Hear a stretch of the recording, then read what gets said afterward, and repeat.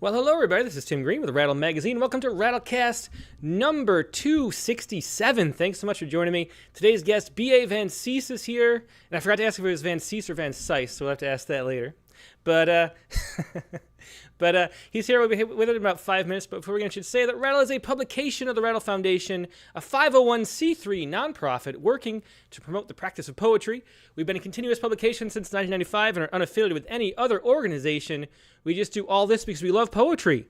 I know you do too, so please do click on the like button and share. Make sure you're subscribed. Ring the bell for notifications. Whatever you can do to help poetry spread around the internet would be much appreciated.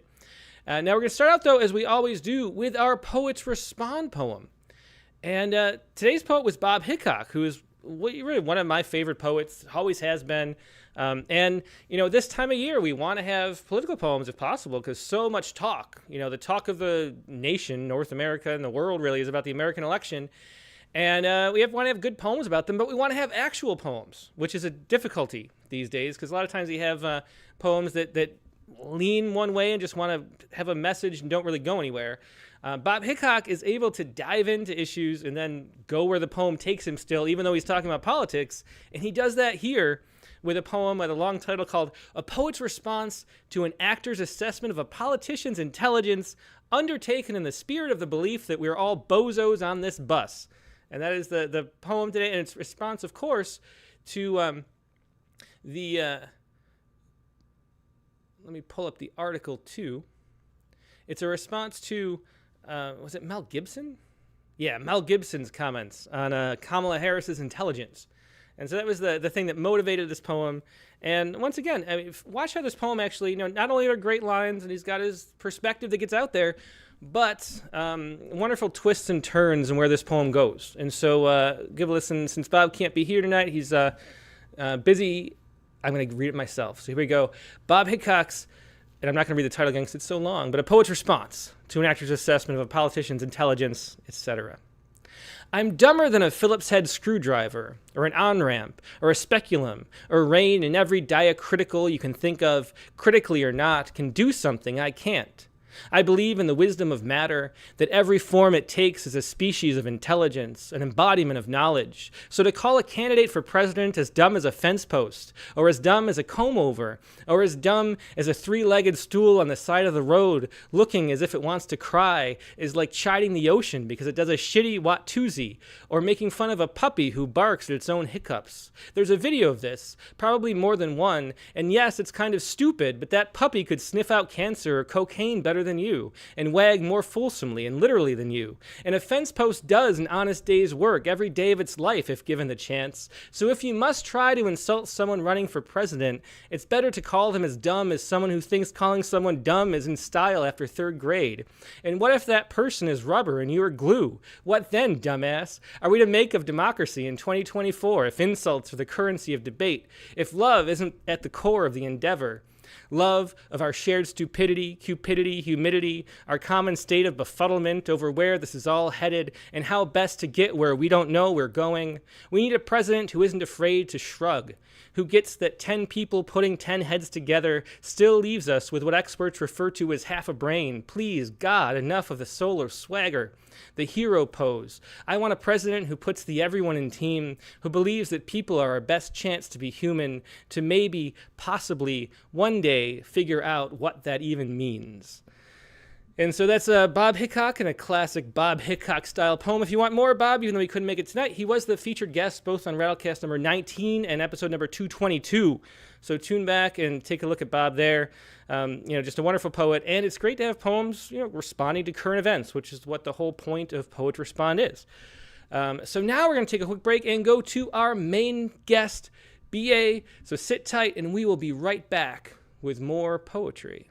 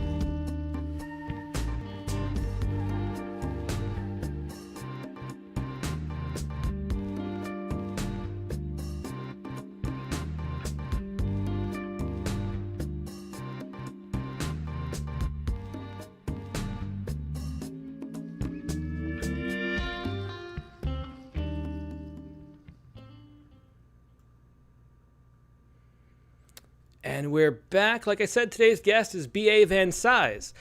B.A. is an author and photographic artist with 3 monographs: Children of Grass, Portrait of American Poetry, Invited to Life After the Holocaust, and On the National Language, The Poetry of America's Endangered Tongues, which is his newest book.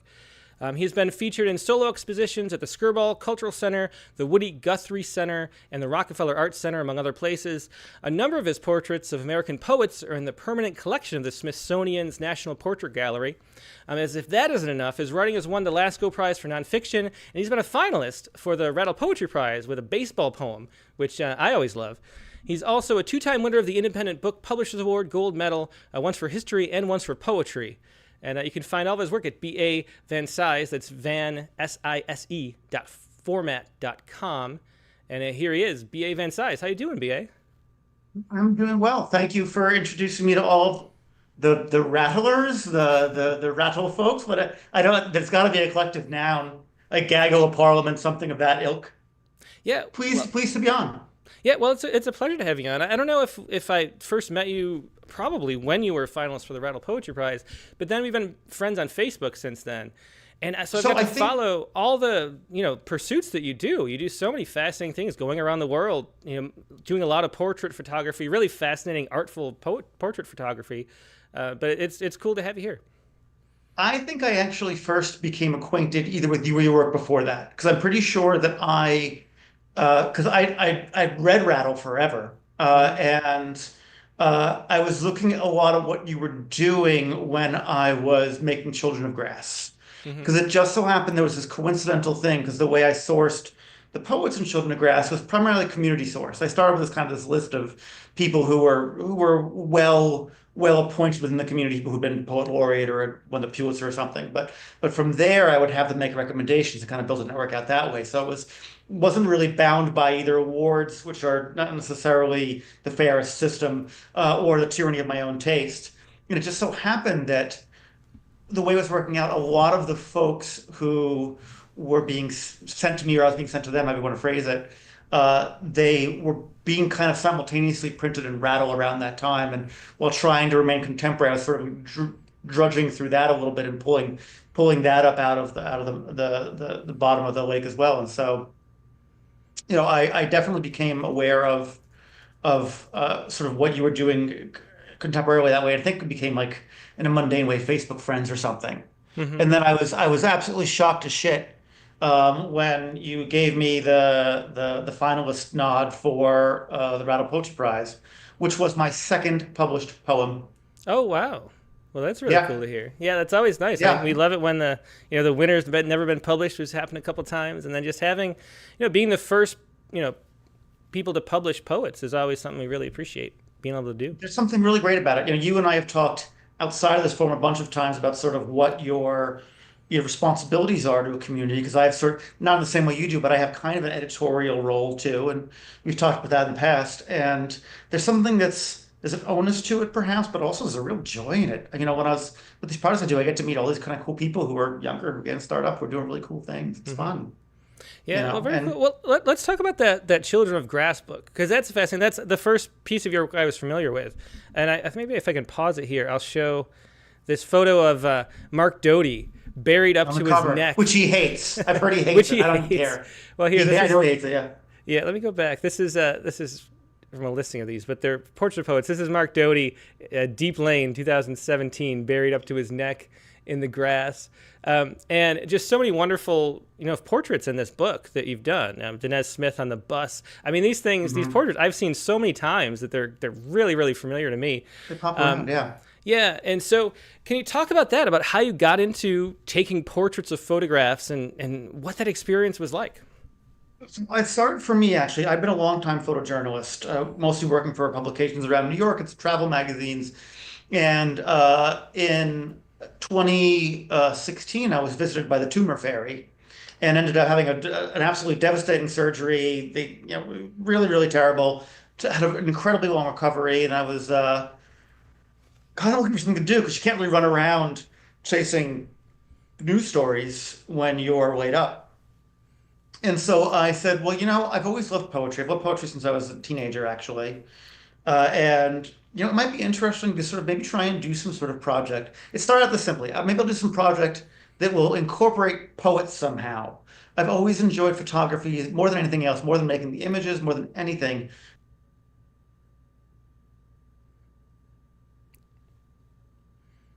Interesting.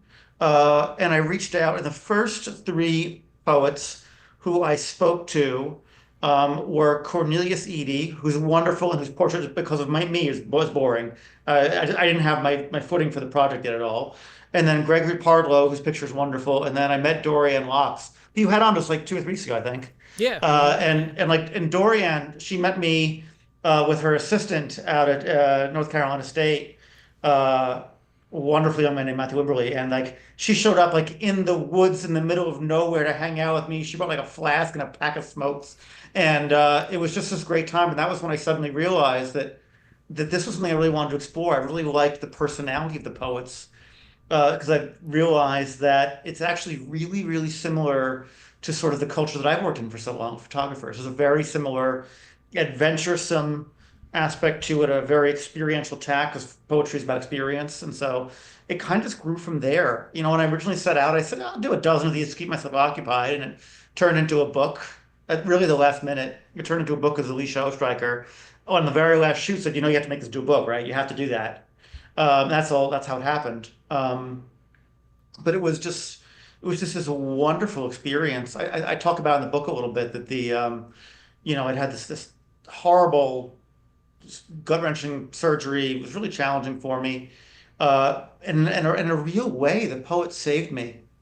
I didn't realize how much I sort of needed to meet a lot of these folks and love a lot of these folks and hate some of them and be challenged by them. And it was really, really great. It really was.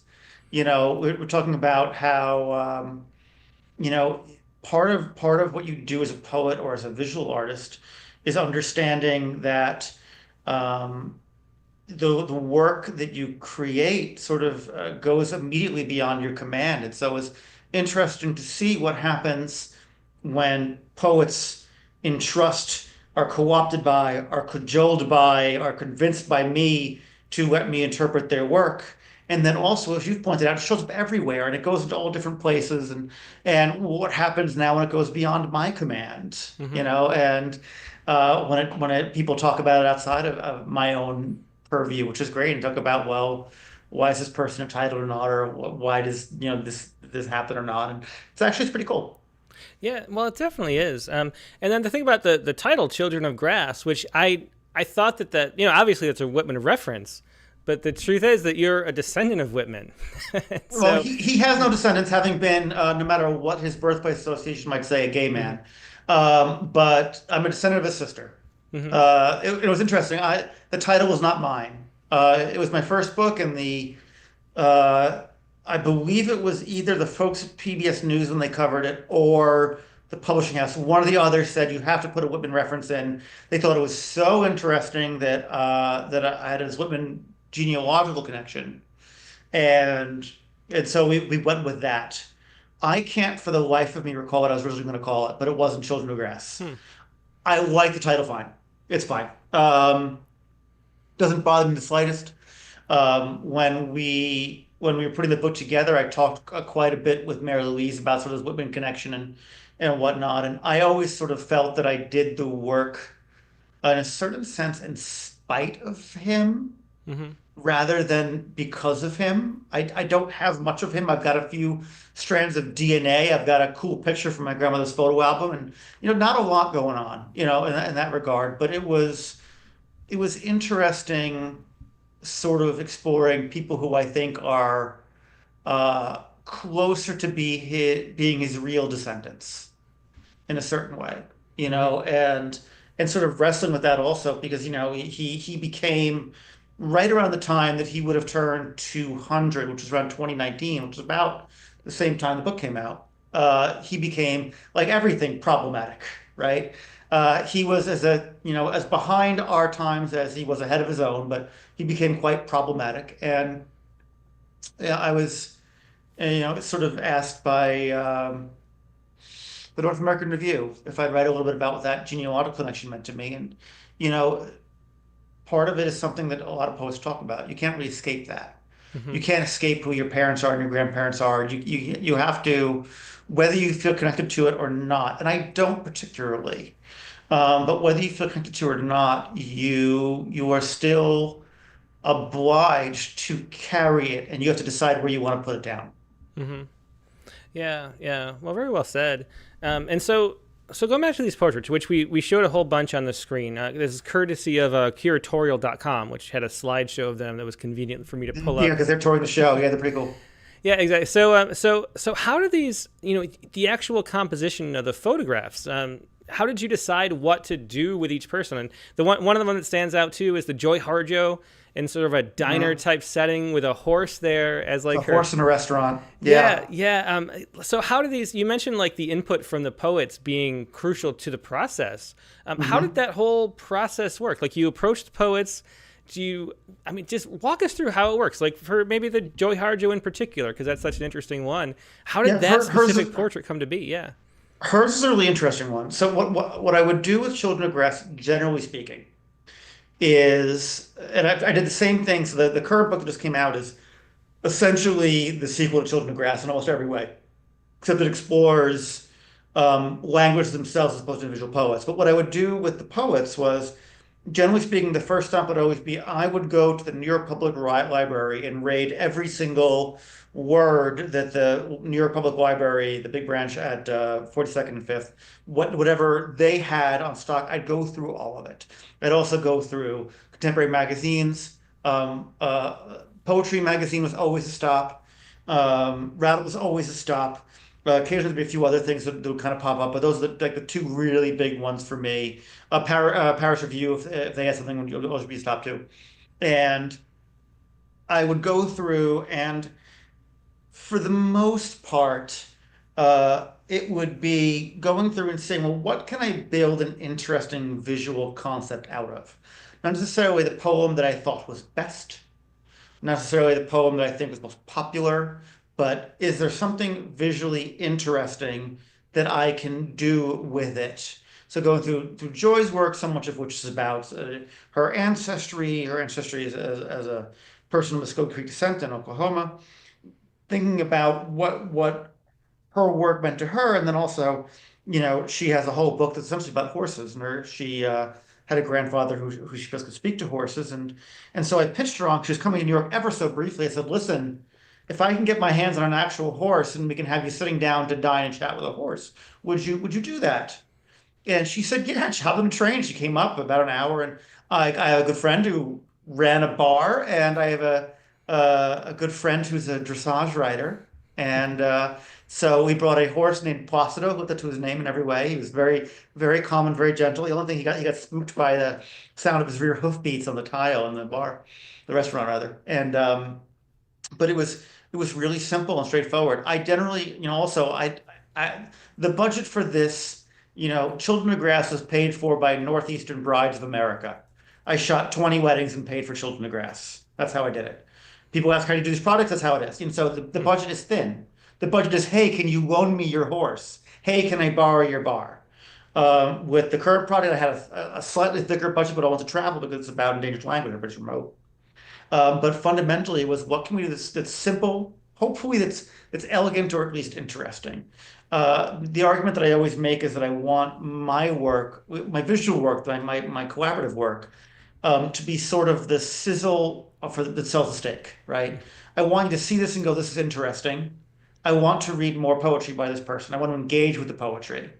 With the endangered language product, it's exactly the same thing. With the Can I curse on your program, Tim? I like vulgarity. Yeah. Go ahead.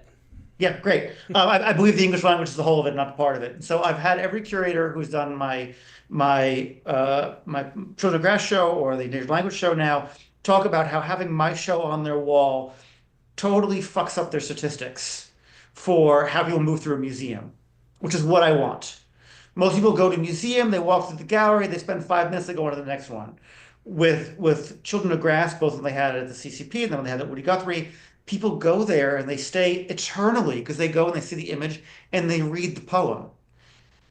I don't actually necessarily need to engage that much with the image. You see the image, oh, it's joy, oh, it's a horse, I get it. But then the really gratifying thing is them diving deeper into, well, let me see what joy has to actually say. Hmm. Let me see, let me read. Well, so for some reason we went and buried Mark Doty alive. Let's see why. And that's actually pretty great for me. That's what I want to happen, more so than somebody necessarily sitting there and staring at an image like it's a Rembrandt for 2 hours. I don't need that. I want somebody to go and read the poetry. Hmm. Yeah, well, it's definitely it's an extremely successful, both in galleries and book too. I mean, I've seen these pictures all over the place. It depends on how you So define successful, right? If you ask a bunch of poets, what's successful? That's a hard thing to quantify. that's true. Yeah, it was relatively successful for sure. Relative, Um, yes. yeah. So let's read some of your own poetry now. Take a All break right. from that, and then we can talk about sort of the difference between poetry and composing a photograph. Um, There's some difference, but go on. yeah. Well, we want to start. Let's We'll start with start that. reading one of Yeah. the poems, and you titled these four poems that Tim Green hates, which is So for those who are listening, Tim and I talk quite a bit about, or have spoken quite a bit in the past about sort of what it looks like and sort of the clamorous backlash in the poetry world, the choices that editors make, and this and that and whatever else. And I actually really believe that rejection is like super important to your growth because rejection is actually not denial. It's rejection. It's different. It's a few years ago you had me actually judge. An ekphrastic prompt for Rattle. I don't know if you remember hmm this. And I had yeah, yeah. a lovely poet from Seattle named Gabriel Bates was actually staying in my home at the time, visiting. And like we went through the selections, and I think you told me you'd gotten like a couple thousand had come in. You'd pulled off maybe 50 or something to send over to me. For all I know, the best poem to me is something in the other 950 poems, right? And you're picking from just these giant piles. And it so happens that the my very favorite poems that I write, I send to you and or the parish review. That's where I send them generally, and you reject them. You reject them all, and that's fine. That's actually pretty good, right? So if they even get read in a slush pile of X numbers of thousands, right? And so I thought it'd be playful to put together. Because you asked me for four poems, put together my four favorite poems that you wholly and stupidly and wrongly and offensively, disgustingly, you vile vermin, rejected. So yeah, so we can we can do that if you want. Um, should I start from the top? I guess how am I going to do Yeah, this? yeah. Let's just read the first one at first. Yeah. All right. So this one has never been accepted anywhere.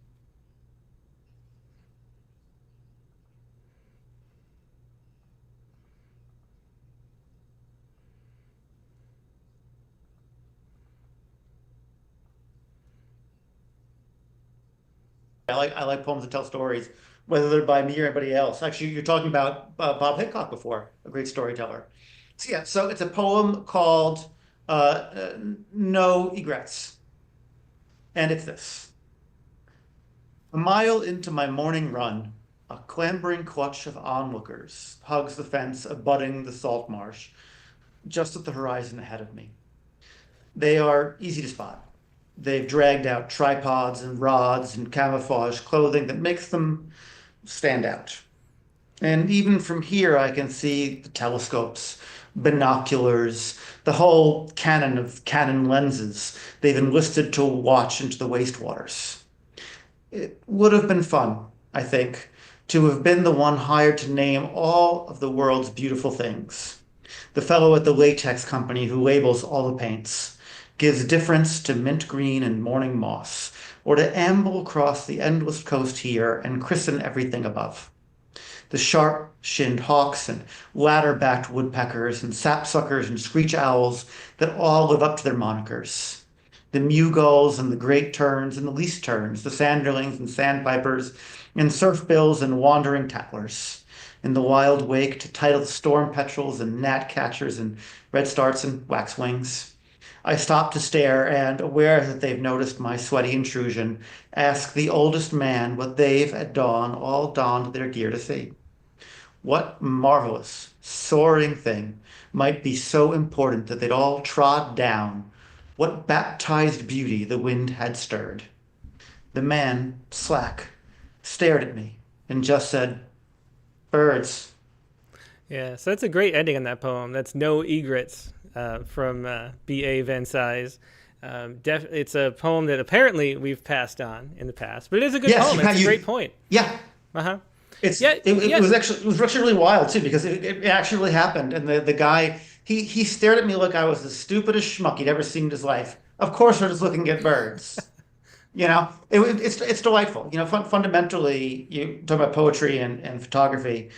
They're both the arts of observation. Hmm. Now, I'm probably not a very good poet. All my poems get rejected by Rattle. The Rattlers never get to see them.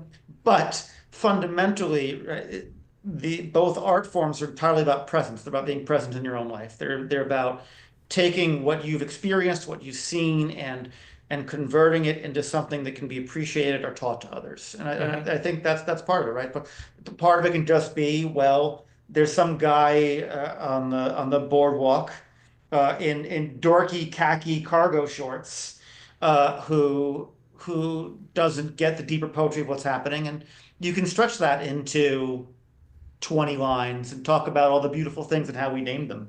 Hmm. Yeah, And yeah. end it with another magazine that's rejected you, which is Waxwing. Go on.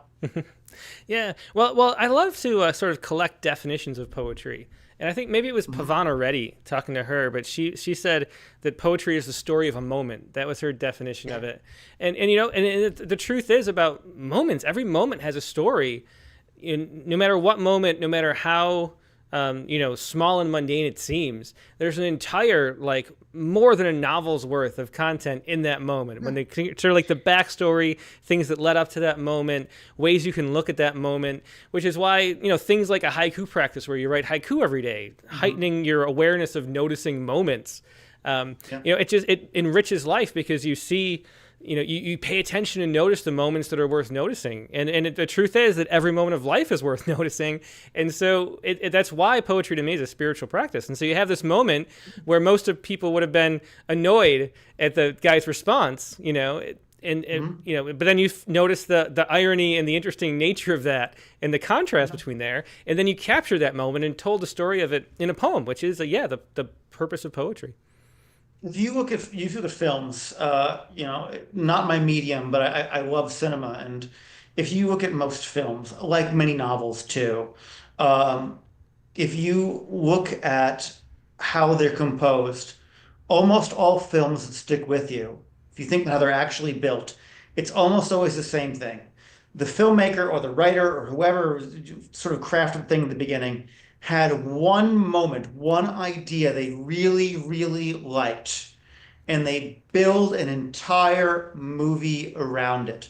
For those who don't know, I'm sitting here in Rome right now. I flew over to Rome 2 days ago, and on the flight over, I watched The Curious Case of Benjamin Button. They built an entire movie out of the montage scene 2/3 of the way through, where if you just miss this one moment by this one moment by this one moment, it's something else entirely. Or if you look at uh, the World Card Garp. Same idea. There's this confluence of moments coming together. That's clearly what he wrote. He built the entire film around it. Or even like even sort of more mundane things. I was watching whatever they call the sequel to the new Mad Max, Furiosa. They had the cinematographer had one visual idea, this one scene that's very stunning, truly stunning, just grabs you, and they built a whole movie to justify that one scene. Most poetry that succeeds does something very, very similar. And I think that one of the challenges for many people that you'll find in getting poetry to be interesting to the larger world, which it isn't always, is the idea that very often poets, and what I just did is as an example of it, tend to put whatever that moment is right at the end. And so you have to get through 16 lines to get to why Dorian Locks is telling you about the moon, Hmm. you know, and or why Auden wants you to know about this cafe in Autumn, and so there's a challenge to that, I think, that you have to sort of wait for the scene you've been brought there for. Hmm. Yeah, well, I think more the challenge is that they're well, I guess that is the challenge that you have to wait because it's the oral tradition, and Yeah. other things come more immediately. There's mediums have replaced that storytelling, that mode, with things that Hmm. are much more instantaneous, and especially now with like TikTok, where the kids are watching like 6 second videos over and Exactly. over again, and it's recording how many of the 6 seconds you're paying attention, determining what you're going to watch next. I mean, it just gets condensed and condensed and condensed, and poetry does have to have that whole song played out. In the same way, Hmm. you know, to listen to a classical composition, you have to hear the whole thing to appreciate it. You can't just listen to a snippet of a symphony and then have that actual moving experience, you know? So the compression of our time is a real factor in poetry. But that makes it interesting too in the contrast of photography, Hmm. which, you know, that I would say that's telling a story in a moment too. But it's the static, you know, individual moment that you just get a flash, and then there's so much there. So what is the creating a photograph like that? How is that similar to creating a poem? So they're extremely similar. So the only difference is um, you get a little less parchment to work with. Uh, you're talking about TikTok. TikTok is the ultimate worst case scenario, the end case scenario of photography in a certain way, because poets get to write with a pen, photographers write with a hammer, right? They just smash something, and it has to be just you get one line. It's worse than haiku. You get one line to tell the story, whatever that is, and that's not always the easiest thing to do. And so, for me, I have two practices of photography. Of course, is sort of journalist or street work, which is different, and I do this sort of setup things that I do with Children of Grass or Invited or the new book National Language. And so, with those, a big part of it is just being able to get you to where you need to be visually uh, to to make something engaging. The way I do it, and this is not the way other photographers would do it. Um, the way that I do it personally is almost all of my photographs are questions. I have no interest in giving you the answer. But in one line, I can give you the question. Why is Dinez red? Why is Joy in a restaurant with a horse? Why is Mark buried? Why was wonderful Layla Chatty in this weird bath? Whatever it might be, I can give you the question and then I'll let you go and figure out the answer on your own. That within photography is easy to do. It's been my experience that um, photographs that give answers almost always win Pulitzers and almost always are staged. In terms of like news photo, because only really like journalist photographs can actually answer questions. Because I can't answer a question for you with Children of Grass. I've created this whole thing. There's no answer to that other than what the heck is brought, what am I thinking about, right? Um, so that's kind of where that is. You don't get the space that you have with a poem. Whereas if you you know how the question, how shall I compare thee to a summer's day? Well, let me tell you. And here it is, and here it is, and here it is. Hmm. Well, one of the things I wonder about is, you know, art just in general, and you can look at different modes of art, is always sort of seeking something that's deeper than what we expect, you know, as an artist. Like you're striving for something farther inside your own psyche, however you want to phrase it, your subconscious or some kind of deeper meditative state where you don't really know what you're doing, and then you find the thing that you were trying to express. And it's just a common Mhm. thread through all things. But with photography, you know, the moment is the moment. So do you find a process of discovery within a photograph in the same way you would in writing a poem that so many writers that you've interviewed talk about? You know, we've interviewed Mark Doty. You know, he talks about the way that he doesn't really know where he's going, and then he surprises himself. And that's just a general theme throughout all discussion with poets and fiction writers and filmmakers too, where the surprise is such an important element. Is the surprise? How does surprise play into photography like that? So first of all, I respectfully reject your premise Uh that the huh. moment is the moment. Because the most honest photographer in the world, photography is a deeply, deeply dishonest medium. Do not let anybody tell you otherwise. The arbitrary selection of angle, of moment, the way you edit it, the way you show it, the way you caption it, what you choose and don't, what interests you and don't. And then, like poets, you go and present it as fact.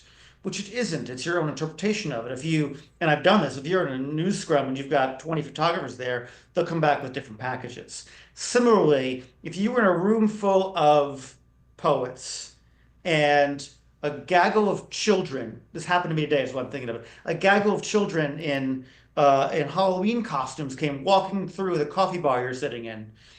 That room full of poets would all write you a different poem. The moment isn't the moment. The moment is what you take into it and put back out into the world. So I think that can be, really rather, talk about surprise. That can be surprising because more often than not, I think that constant vigilance leads you to surprise in your own life. You're talking about the mundane, the way you elevate the most mundane things in your life. The way, there's a huge legacy of that. You can start from Emily Dickinson to Sandberg and Frost talking about organ grinders and fences to someone like Mark Doty or any of a whole host of poets who are working now, where you'll see that more often than not, the dishonest interpretation, and I mean that with kindness, the dishonest interpretation of one's own life is the surprise. Well, my goodness, the guy just said birds. Isn't that surprising? You can grow from there. But fundamentally, it's about, allowing yourself to still marvel in your own existence. Hmm. Yeah, yeah. Well, one of the interesting things, we'll talk more about on national language later, I think. But one of the photographs that I love too, and I'll put this one on the screen if I can. Let's see. I can't see, so just tell me, I'll know it, obviously. Yeah, it's the one of let me see. It's Barbara Amos in Alaska, and the whale is coming up. And let me. I still got to get it for everybody. Hang on one Okay. second. There's a lot of So, files to flip through tonight. no, it's totally fine. Okay, there we go. So this So, is So this is a photograph, and I noticed in the book, that you mentioned that you didn't take this photograph on purpose. Like I mean, I don't think. I mean, it's such an yeah. amazingly composed photograph. Um, We you have know, it's actually so you've ruined the great secret. We've gone to great lengths it's fine to not show that picture in the advertisements for the exhibition, for the book, for anything. It's, I think, the third or fourth plate in the book, and it's just this wonderful thing. So I'd gone up there. First of all, Barbara Amos is just an absolute joyous ball of light dropped from the heavens. She's just magical. But we didn't know she was from Adam, and I'd had this idea, and I believe that one was actually very unusual to begin with, which is that I had, generally speaking, I would get the words that I used to spell the concepts out in a national language from the people I was working with. They would provide the words, I provide concepts. With hers, I had gone through a bunch of dictionaries that a fellow up in Fairbanks named Alan Hayden had given me. And I pitched her on, hey, I've got this idea. I can't even remember what the idea was. We went to this inlet just outside of Anchorage, and it was about a month after I'd mostly lost use of my legs last year from this antibiotic I took and had a bad reaction to. And I'm in like this giant like Forrest Gump leg system. This seems ridiculous. Traipsing across like glaciers in Alaska, big giant crazy leg system. Meet Barbara Amos. She doesn't know me from Adam. We'd had this concept, and it was something with a double exposure or ghosts or something. I don't know what the heck it was. And then it was this crumping of rocks, and a lot of folks who are driving down to the Kenai Peninsula down there, they take this long road that goes that way, and this one particular outcropping, it's easier to get to, and so a lot of folks have pulled over, and we're setting up. I'm literally setting up the tripod, and there's like these two kids, and they just start yelling, "Whales, whales!" And sure as you're born, a pod of whales comes out of the water, and surprise in your life, whatever the concept was, whatever the idea was, and I'm sure it was nice, I'm sure it was fine, but the universe stepped in and said, no, no, we can do you one better. We'll bring whales. That'll be fun. I still have no idea how they were fluking the way they were. I guess the water's deeper than it looks, but it's crazy. And Barbara's reaction, it's actually wonderful. A person who lives in Alaska has been seeing whales her whole life. Her reaction's real. She's just a hoot and a holler, and it was just wonderful. There's the best part about that shoot is like I just started shooting the shutter just by instinct, and there's like 60 pictures, and there's one where she turned around, what you see in the book and the show, like, are you seeing this? Hmm. And that's what stuck, and that's what the universe needed me to see, I guess, and had me traipse up to Alaska at the worst possible moment to go and do. Yeah, I mean that's the fascinating part about it. It's almost like the universe calls forth these things if you're open to them. You know? Yeah. Yeah. The universe puts you where you need to be. I believe that truly. I'm not a religious man, never have been, never would be, but I believe that. Yeah. Well, let's hear another poem. I want to make sure we read it good. And these are all good poems too. Let's read Envelope next. Yeah, I purposely put them in a confusing order so they they wouldn't seem like they were a continuous narrative, because there's an order you can put them in where they seem like they're a story. So Envelope is about going to Gettysburg with Robin, who's an opera costumer by trade. Uh, Here we go. Envelope. Gettysburg. I have come, heart drawn, to deathless fields where my forefathers went to crush men under their boots. But Robin hears the call of the antique stores. Swells not for the swales of shattered shells hidden in soil, but for a bargain, and finds one in a case, a 1920s pink silk negligee, an envelope slip, she tells me, worn to bed by a woman otherwise reduced to rumor, who laid like a lamb under some man's body. His sweat stains seeped into the silk beneath the breasts, soaked in from one night forever. An envelope slip to slip in another note from the past. There was love here, too. There was. Yeah. It's another story of a moment told in poem form. That is Envelope by B.A. Van Cise. And it's interesting to me, somebody who's had that much success in photography writing poems too. How influential were you always writing poems in addition to photography, or did Children of Grass So, lead you into that? no, Children of Grass got me started. Hmm. And for a couple of years, I published, you'll like this. Okay. For a couple of years, I published poems under a fake name. Because I was really worried, and it's funny in hindsight. I was really worried someone might connect. Oh, BA is related to, and he writes poems, and let's compare those. And I didn't want that, and so I wrote them under a fake name and used a fake photo, which was a headshot of a buddy of mine. What ended up happening was that one of them, and this kind of goes this way, that like the worst of those that I submitted landed somewhere big. And I went, ah, crud. All right, well, maybe I should consider just, putting this under my own steam and just see what happens. And I was, I was really, I don't know how you define it. I was lucky in that some things landed really quickly once I did that. But I think also I had the benefit of having been failing for quite a while, but not quite so publicly. And so I got to it's kind of like how stand-up comedians have to fail on stage and just bomb for 3 years before they start getting their act together. Like I got to bomb under somebody else's name and somebody else's face, which was actually pretty nice. Yeah. So let's keep the poems coming. Do you want to do Vesuvius next? Appropriate since you're in Rome all of a sudden. Yes. Vesuvius is about it's about a volcano, which is a mountain, which is actually my cousin who is dead. And it is this. Vesuvius. Actually, it's also originally in Italian too. It's translated in English. It's Hmm. not originally this. Uh, Vesuvius. I have been lately obsessing about things. By lately, I mean all my life. By lately, I mean a tuning fork clanged against the table. One solid thing thumped against another solid thing to then look liquid in the air. By things, I mean the smell of wood-burning ovens. By things, I mean the sound of sparrows outside the gray apartment where, yes, I still live, despite giving nothing but thought to a better life. By ovens, I mean home. By sparrows, I mean you. Some mornings I can't breathe when I try to imagine how I could ever, possibly, live without you, even though I've been doing it for years. Yeah, another heartbreaking poem, Vesuvius by B.A. Van Cise.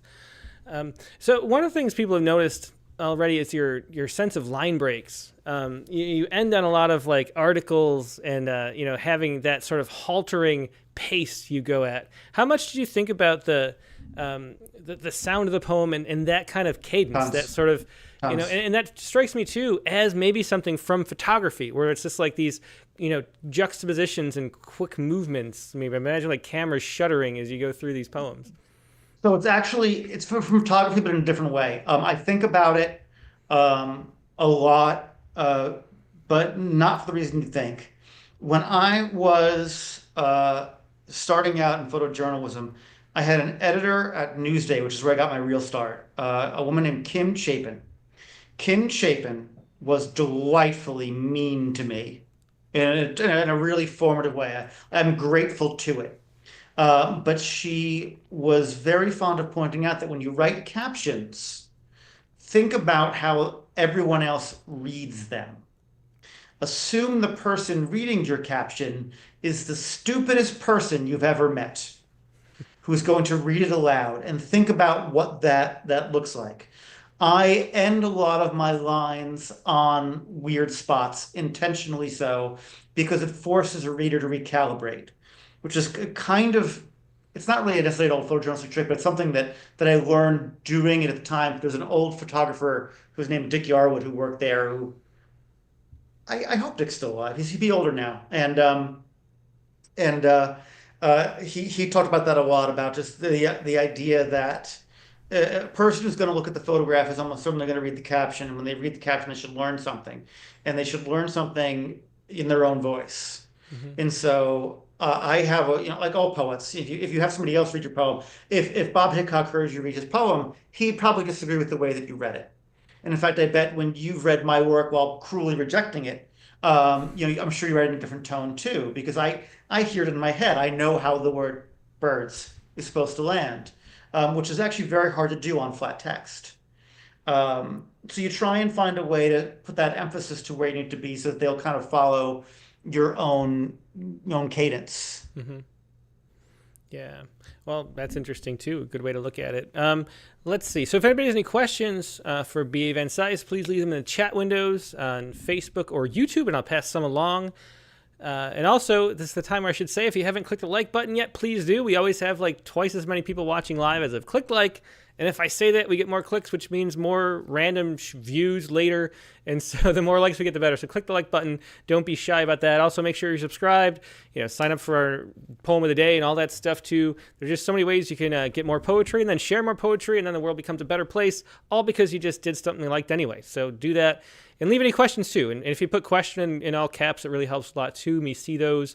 Let's see the last poem of yours that you sent, BA. Yes. So this one actually, there's this one I wrote while making a picture for On the National Language. It's a picture that I love. That was almost the cover of a young woman, wonderful young woman named Shima Crosby, who is learning Mississippi Choctaw. And I went to meet her at one of my favorite places in the world. It's called the Shack Up in Mississippi.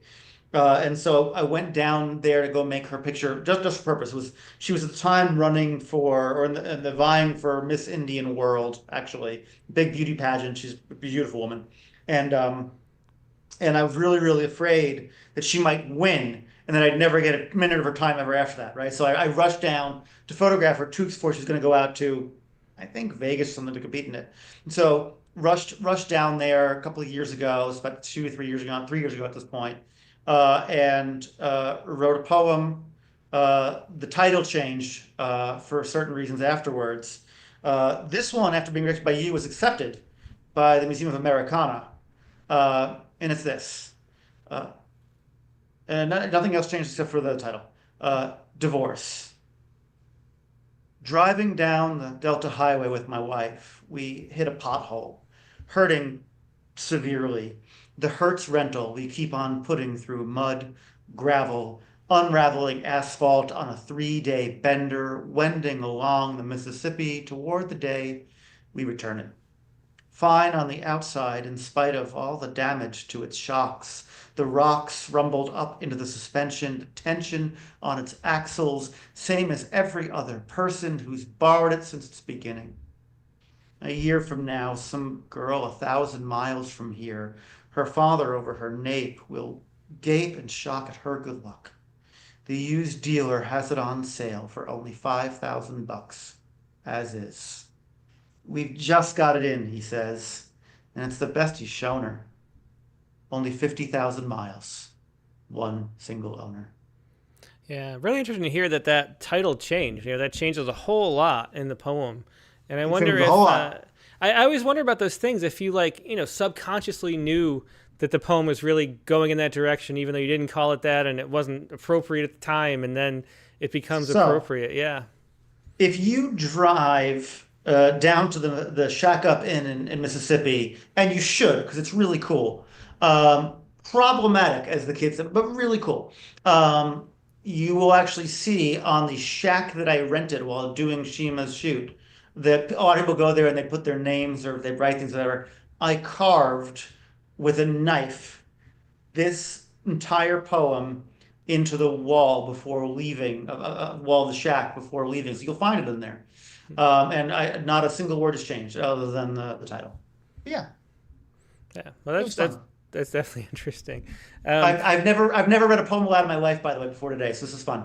Oh, really? Wow. Well, that's interesting too. Why is that? Fear.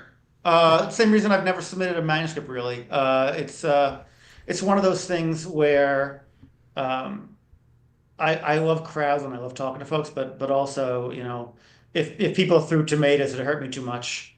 I can't see your YouTube feed. I can't see your comments. If they're all saying, "Oh, BA, we hate him," I have no idea, and that's fine for me. Well, they're definitely but if you're standing in front of a room, it's a challenge. Uh-huh.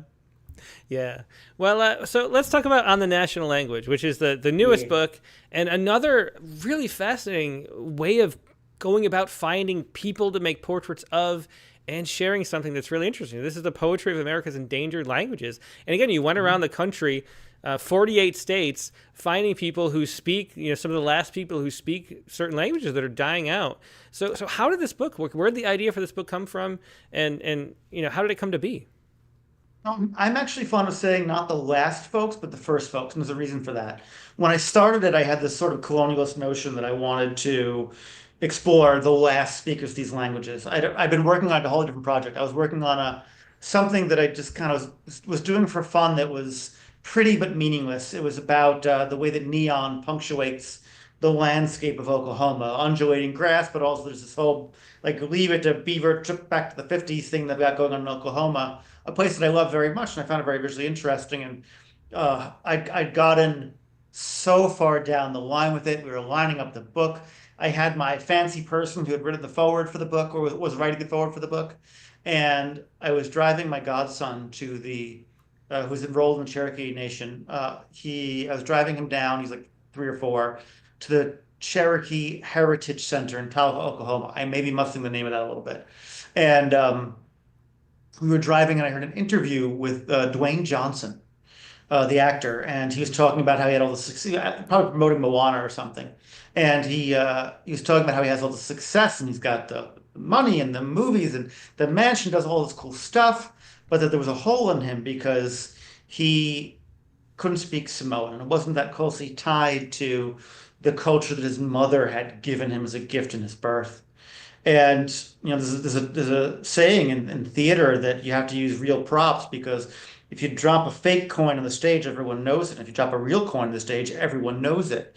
And I was sitting in the car driving my sleeping 4-year-old godson to the museum, and I could hear the real coin hit the stage. And I suddenly knew, oh no, I love doing Children of Grass. It was such a revelation for me. I want to go explore this. And languages are inherently have concepts in them that are unique to those languages. The example I give everybody when I was doing this was everybody knows Schadenfreude, right? A concept that is unique to the language, shows off something about an aspect of that culture. The other example I would give also is that I'm here in Italy. In Italian, there's no word for privacy. And so I just started thinking about that, and I started reaching out to folks and saying, hey, I would show them children of grad, say I want to do this, but I don't actually want to explore poems necessarily, but I want to explore the actual poetry inherent in the languages. And so it's about endangered language in America. A lot of folks want to say it's a Native American product. It isn't actually. I get why they say it, and they're not wrong in a certain sense. The majority of the people I worked with are Native American.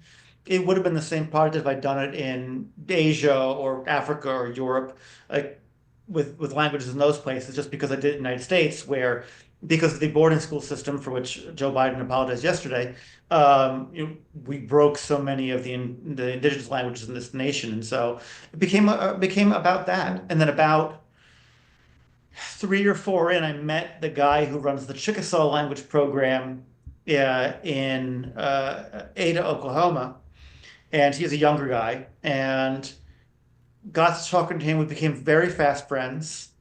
And I started realizing almost instantly that it wasn't a product about the last speakers, but the fact that there are these younger generations who are repairing the damages that were done by genocide, by diaspora, by forced migration, by boarding schools, and we're talking about now a future more than a past, and I thought that was important. So did I think 92 of them, I think is the final number, and there's 72 in the book.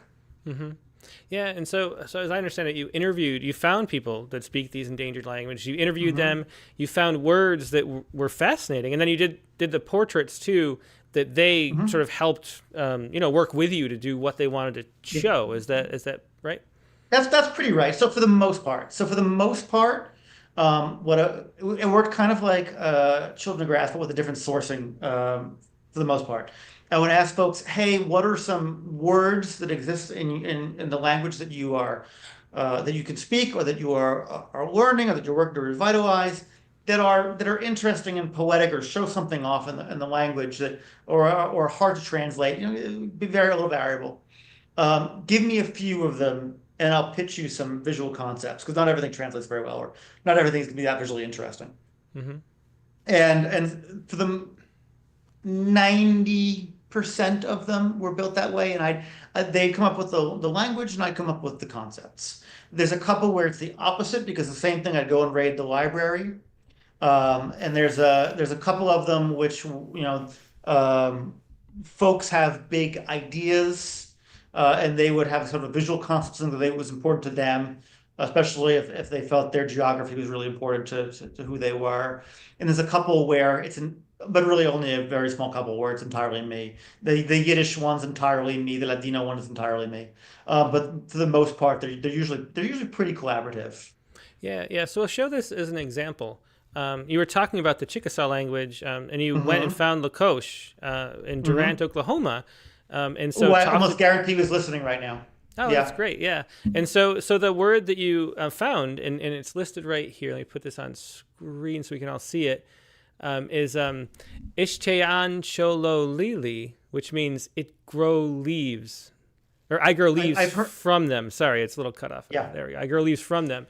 And so then you take that, and you turn this into this fascinating portrait, this is a very unusual portrait with actual leaves growing from the small, I have to describe it a little bit for people who are just listening, but from Spanish moss growing out of this small sort of, eye hole type portrait.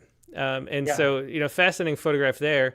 And then you add a third layer sometimes, which is a poem by a poet who speaks that language. And so you take that Actually, concept. the poets don't speak the language. That's the best part of it. I purposely chose poets who were from those communities but could not speak the language. That was important. Well, even better, yeah. Mm-hmm. Yeah. And so he's actually a great example, because I sat down with him and I said, hey, I want to talk about words. And he immediately said, and by the way, I've heard him say that word 9 million times.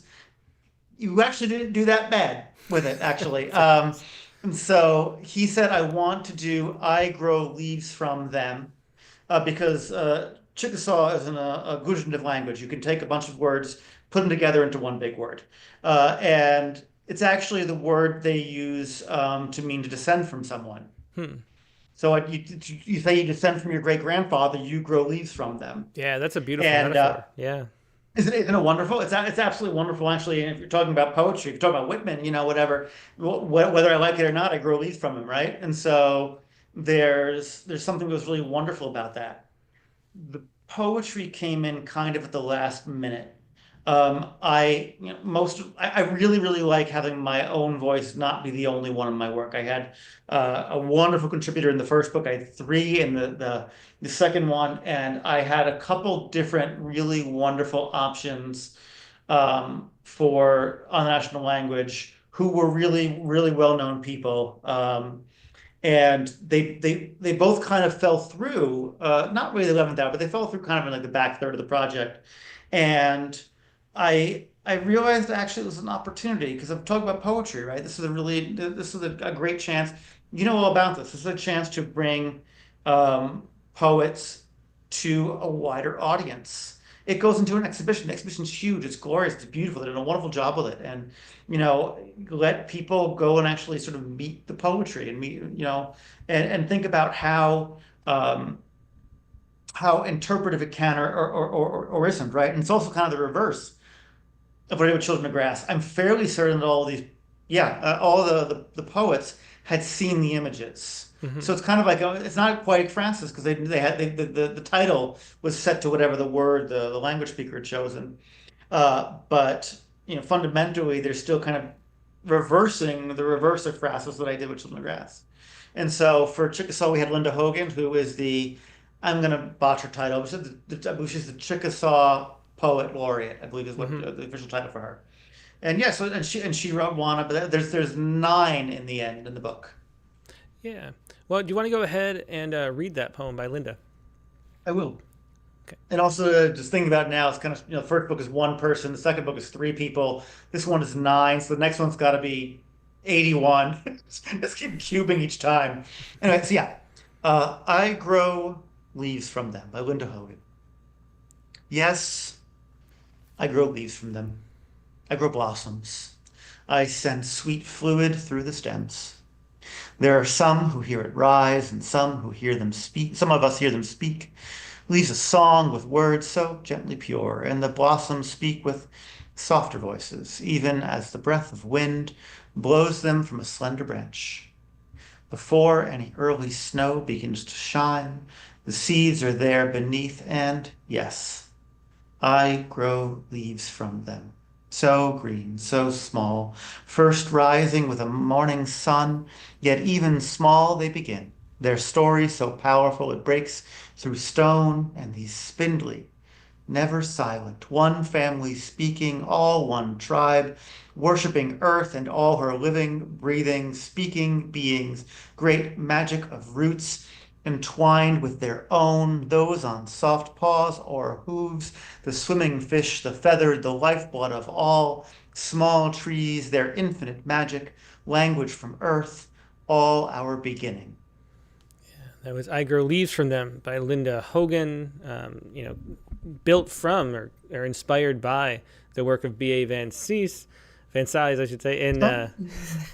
It's funny. I'd actually never read it out loud, and I'd read it on the page every time. And I'm friendly with Taylor Molly, and talks all about the idea of page versus stage. mhm. It's extremely Whitman-esque when you read it aloud, which I hadn't realized. Yeah, Just the da da da da da. I'm gonna kill you with adjectives until you are dead. It's I hadn't realized it's how very Whitman-esque it is. hmm, Interesting. yeah. So I mean, so how did you go about finding the languages? What kind of research went into this book, and then finding the people who speak them? So I found a series of fairly elaborate lists of endangered languages, most of which were out of date. The biggest two that I used were Harvard and MIT's lists, um, and sort of went from there. And then I anybody who would sit with me, I met. The answer, people ask me, well, why is this language excluded or that language excluded? And the answer is, without fail, always the same. They didn't answer their email. If they're not in there, it's because they didn't answer the email, or they're in Hawaii because the leg thing became too bad at the end and I couldn't get to Hawaii. Yeah, Um, but yeah, if somebody would meet me, I went to the most crazy remote places doing this. It's a lot of fly 8 hours, drive 16 hours, go up a long dirt road into somebody in a hut. But anybody who would say yes, I would go. It was pretty cool. Yeah, well, just knowing you through Facebook, it's a wild life you have. Because I've seen you make posts. It's like, oh, I'm going to be in this area for 2 weeks, driving around. I need some assistant to help me carry the camera equipment. So, Because I can't walk. anybody's willing to get, to come, please do. Because I need, it's really. I mean, I don't know how you manage to do all that you do. I'll tell you exactly why I do it. I can tell you how I do it. One day I'll be very tired. There's the great quote from Shaw that I want to die thoroughly used up, and I do believe that. No, the ethic of it comes from a wonderful gift that I gave, and God help me, He listens to everything I do. My father, if you're listening, I'm sorry for this. I was given an absolutely wonderful gift when I was 14 years old. My mother died, Hmm. and it was a tremendous gift. You don't see it at the time, but I learned very early on the meaning of time, and I don't waste it. Yeah. And so it can sometimes be my detriment. If I have an idea, I will go and do any goddamn full thing just to get working on it. I will not sit idle. I can't. Hmm. And it's annoying in person. It's cool on Facebook, I suppose. But yeah, it keeps you moving, nothing else. Hmm. Yeah. Well, we only get one life. You might as well make as much as possible out Yeah. of it. Yeah. Well, I want to do at least two more Okay. examples, and then so we'll do one. Let's do the Yiddish one Yeah. next, and then we'll do take a couple of the questions, and then we'll do another one too. Yeah. So this The, next the one comes up. Yeah, yeah. Do you want to introduce this too? Yeah, I will, because it's fun. I purposely wanted folks who didn't look like they typically look like, and so or weren't located where you'd think. And I very purposely wanted a Jewish person who was of color, and who could speak decently enough Yiddish. And turned out that the rabbi of Bozeman, Montana, a guy named Chaim Brook, had adopted a young boy who had a really tough backstory from Africa and was raising him out in Bozeman, Montana. And I knew about how Leo Rosten had defined the wonderful word schmutz in his 1960 or 62 book, The Joys of Yiddish. And I reached out to Rabbi Brook. I knew somebody who knew somebody who knew him. And I said, listen, here's what I want to do. This is one of the very few, it's entirely me top to bottom. I said, I want the image to be kind of funny. I want it to be purposely plural, which is my feeling on America entirely, and do something that's really, really dynamic. And so it's a young black Hasidic Jew on a ranch in Montana. Picture's real. It wasn't intentional, but I really like that it's a completely modern and secular woman galloping around him. She's actually the one who owned the ranch. You should have seen their faces when a bunch of Hasidic Jews showed up on their horse ranch in Montana. Um, but it was wonderful. And then I was introduced. There's a woman named Jessica Jacobs who runs a poetry collector for Jewish American poets called Hmm. Yitzhak. And I said, hey, can you recommend me somebody who could write a poem, who's got kind of a little sense of humor to them, who could would do this? And she recommended Matthew Whitman, who I didn't know him, I didn't know his work. I read his work over the course of the afternoon, and it was wonderful, and I sold, and that's how he ended up in my book. And I really like that aspect of it. I make a point. I don't offer or ask for corrections or changes. If I give somebody a space in my books, I won't mess with it. It's very important to me that I let these other voices be other voices. So he could have Hmm. fundamentally, if he had submitted a Dirt That Moves and then a perfect sonnet of why BA sucks, I would have printed it. Hmm. I think that that's important to sort of to give people that authority in their own work. So yeah, Dirt the Move's got a kid being covered in dust, and it's this. Another one I've never read aloud. Here we go. All day I have been looking at the computer keyboard. It's filthy with crumbs from the donut and the sandwich and the crumbs of yesterday's tears, and we cried them all of us. The parcel of tears that gets lodged between the H and the U, the Lamed, the Aleph. I love the Aleph because there it is, a point in space that contains all the other spaces at once. The space of the donkey inside the space of the gladiator and mother, and the space of the flower called the crush of chrysanthemum.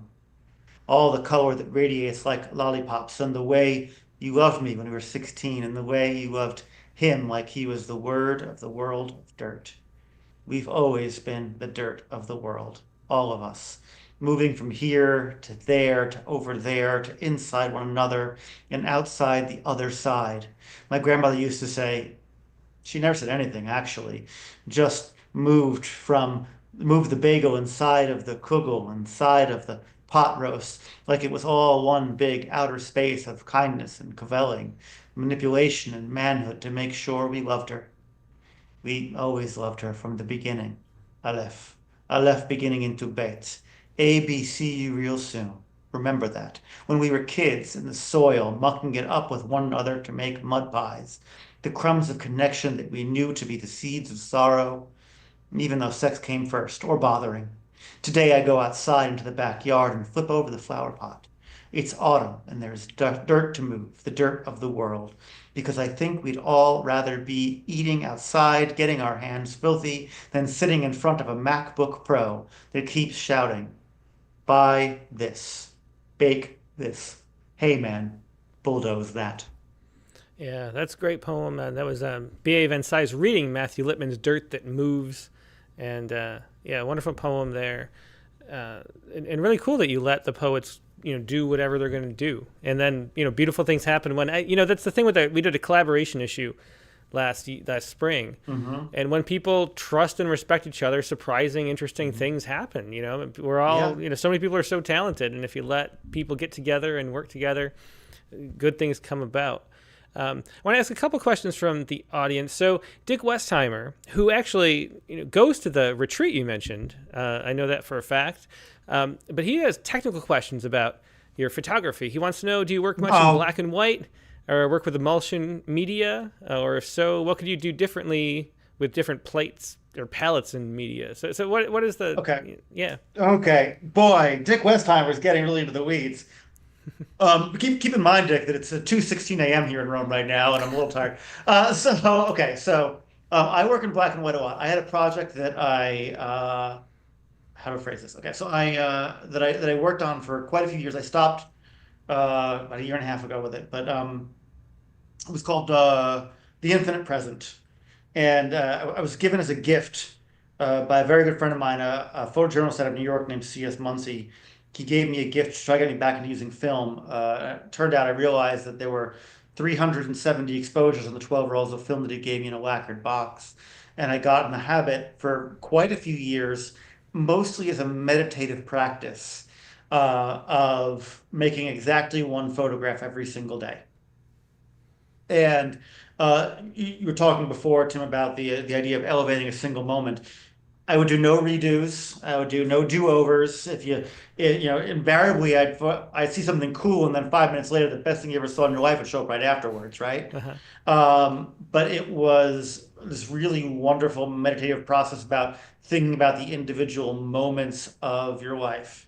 I love film. I do not find it practical anymore for the life that I lead because I travel so much, and no matter what they tell you, X-rays ruin it.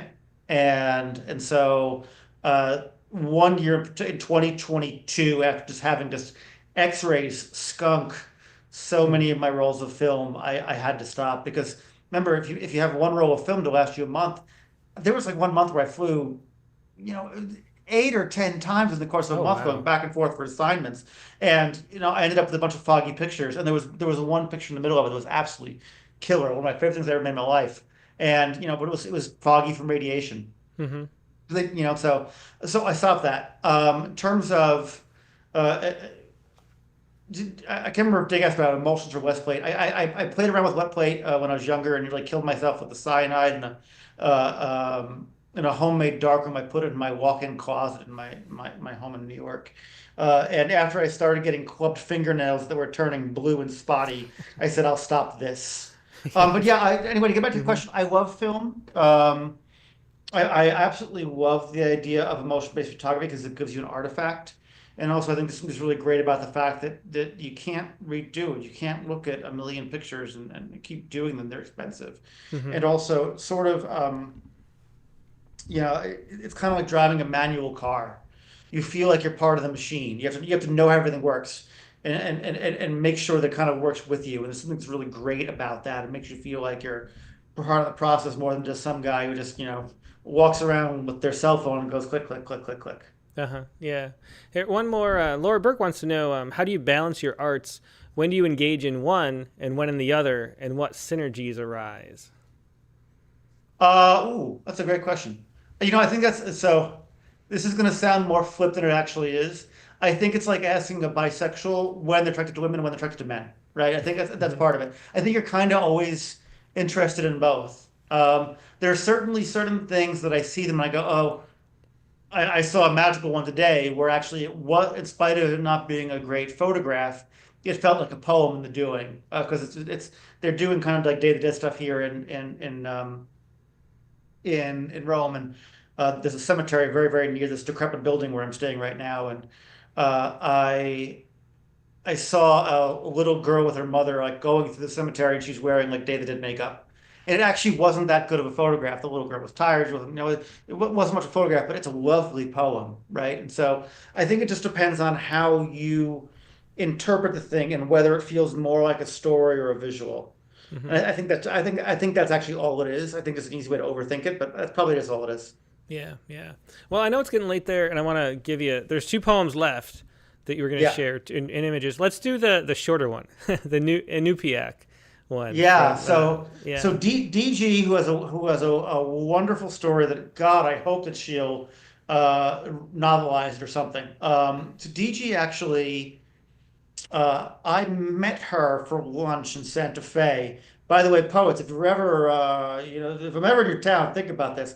I met DG for the first time in Santa Fe, and the very next day she was nominated for the Pulitzer Prize. So that is what I'll bring to you. You buy me a fajita, I'll get you a Pulitzer Prize nomination. But kidding aside, I met her because I'd wanted to meet her because I'd reviewed one of her books called Blood Snow for the New York Journal of Books, and they sent it to me, and I loved it so much. It was really engaging and weird and charming, and a wonderful poet who I know out in Santa Fe named James Stevens knew her and invited her, and I think Layli Long sold her to lunch with us all together, and when I knew this was going to come together to poetry, I think DG might have actually been my very first ask. Hmm. I really wanted her to be in it just because I think it's a very important. We get into these tropes, especially around Native issues in America, where it's always about what happened. These stoic sort of very white driven ideas, and I wanted somebody who does this really really contemporary, unusual work, who plays around with unusual structures, has really weird line breaks, does really weird stuff, and I wanted that. I wanted to feel contemporary. So Hmm. yeah, she's tied to the very first picture that I made for the project. Hmm. With the first person to trust me, it was a wonderful woman from Alaska who was living at the time in Massachusetts named Anoke Olin. And Anoke met me at 4 o'clock in the morning in Beverly, Massachusetts, near Pier to do her picture. And It's called The Indistinct Past. And it lives in the spell of silence to make itself appear and known. On the parchment pages, it's reincarnated, finding the center, periods of shafts and sound, coarse, crude consonants quaver on an aspen tree. Letters spell A-E-I-O-U, sometimes Y, shrouds the blue screen in DOS on a disk of frozen minutes. Ugluk, spotted seal, connect the dots to defer in symbols. Yeah. So wonderful, fascinating poem, and then great photograph here as well. Yeah, beautiful, beautiful work. It's just a wonderful book, and I should Thank say you. too, for those in the Los Angeles area, which we are a part of the time, you have a show. This is a show right now at the Skirball Center. So everybody in It opened driving last distance. week. Yeah, it opened I last week, and actually it's gonna be running for 6 months. Yeah. I can't recommend it strongly enough, and that's not a commentary on me or even the work. If you work with an artist, you trust an artist, you talk about collaboration, and the two curators who I almost just patronizingly called young curators. The two curators who were there, Sarah and Vicky, they just did this incredible job with taking the work. I have a very annoying method as an artist. I want no input in the show. My dream would be to learn about the show for the first time walking into it. They wouldn't let me quite do that, but they did this really, really great job of being interested in the work, interesting about the work, and making it really, really accessible. The show is literally overwhelming. If you were in LA or nearby, to meet these people. I do my work because I want folks to meet these people. It is worth the trip. The museum's really cool. They basically split the museum between my show and the larger show, which is a retrospective on Diane von Furstenberg, if you like raptors. And it is worth it. The museum is not so cheap, but it is free on Thursdays also. So if you're frugal, go on a Thursday. Mm-hmm. Well, great. Yeah, we definitely will. Take the kids. It's going to be a lot of fun. Well, BA, thanks so much for being a guest today. Just, the stuff that you do is so fascinating, and getting to both look into these and read your poems too is just really wonderful too. Thank you so much for having me, Tim. I really do appreciate it. Yeah, definitely my pleasure, and go get some rest. I'm going to be asleep in 5 minutes. Great. Well, enjoy that. I'll watch the rest of this tomorrow. Yeah, good. Sounds like a good idea. Yeah, thanks a lot, BA. Thank you, Tim. Yep, take care.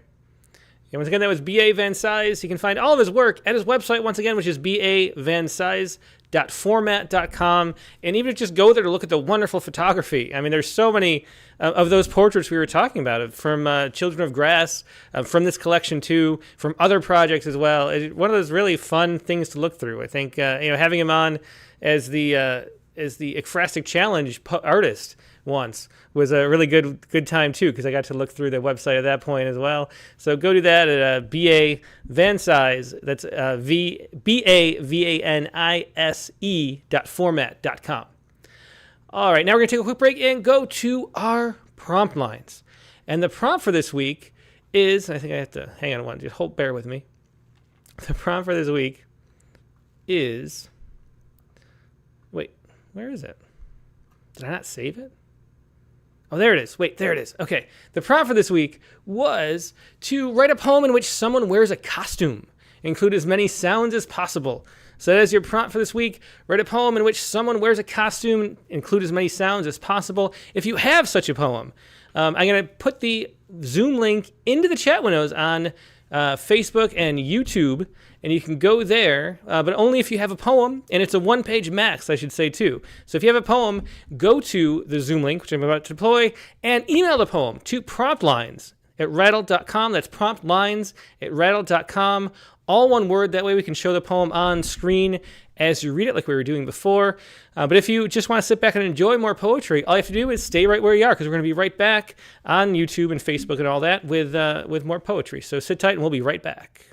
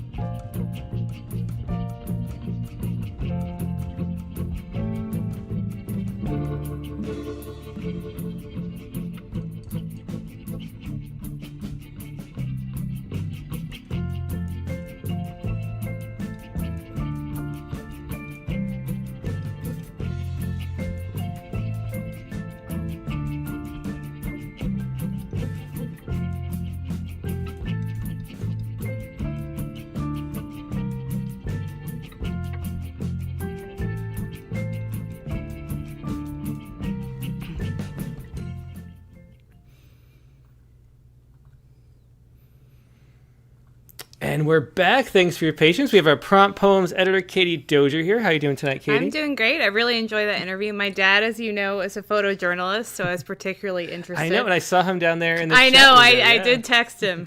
Yeah, I think he definitely enjoyed that episode. They're great photographs. I mean, your dad does great photography, too. Yeah, he does. And, really, there's such a relationship between poetry and photography. Like, there really is more than, I think, a lot of different mediums and different types of art. Yeah. There's a way that the poem in a photograph that's really compelling like that. It just have so much in common. I think so. I mean, I'm definitely interested in photography as well. And I, obviously am a little bit more versed in writing poetry than photography. But as you know, I love taking pictures. So. You definitely do.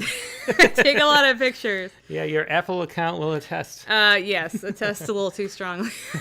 All right. Well, so the prompt this week was to write a poem in which someone wears a costume with as much sound as possible, and so it's sort of a Halloween-ish type theme. Right. It's inspired. We can go in that direction. So what did you come up with?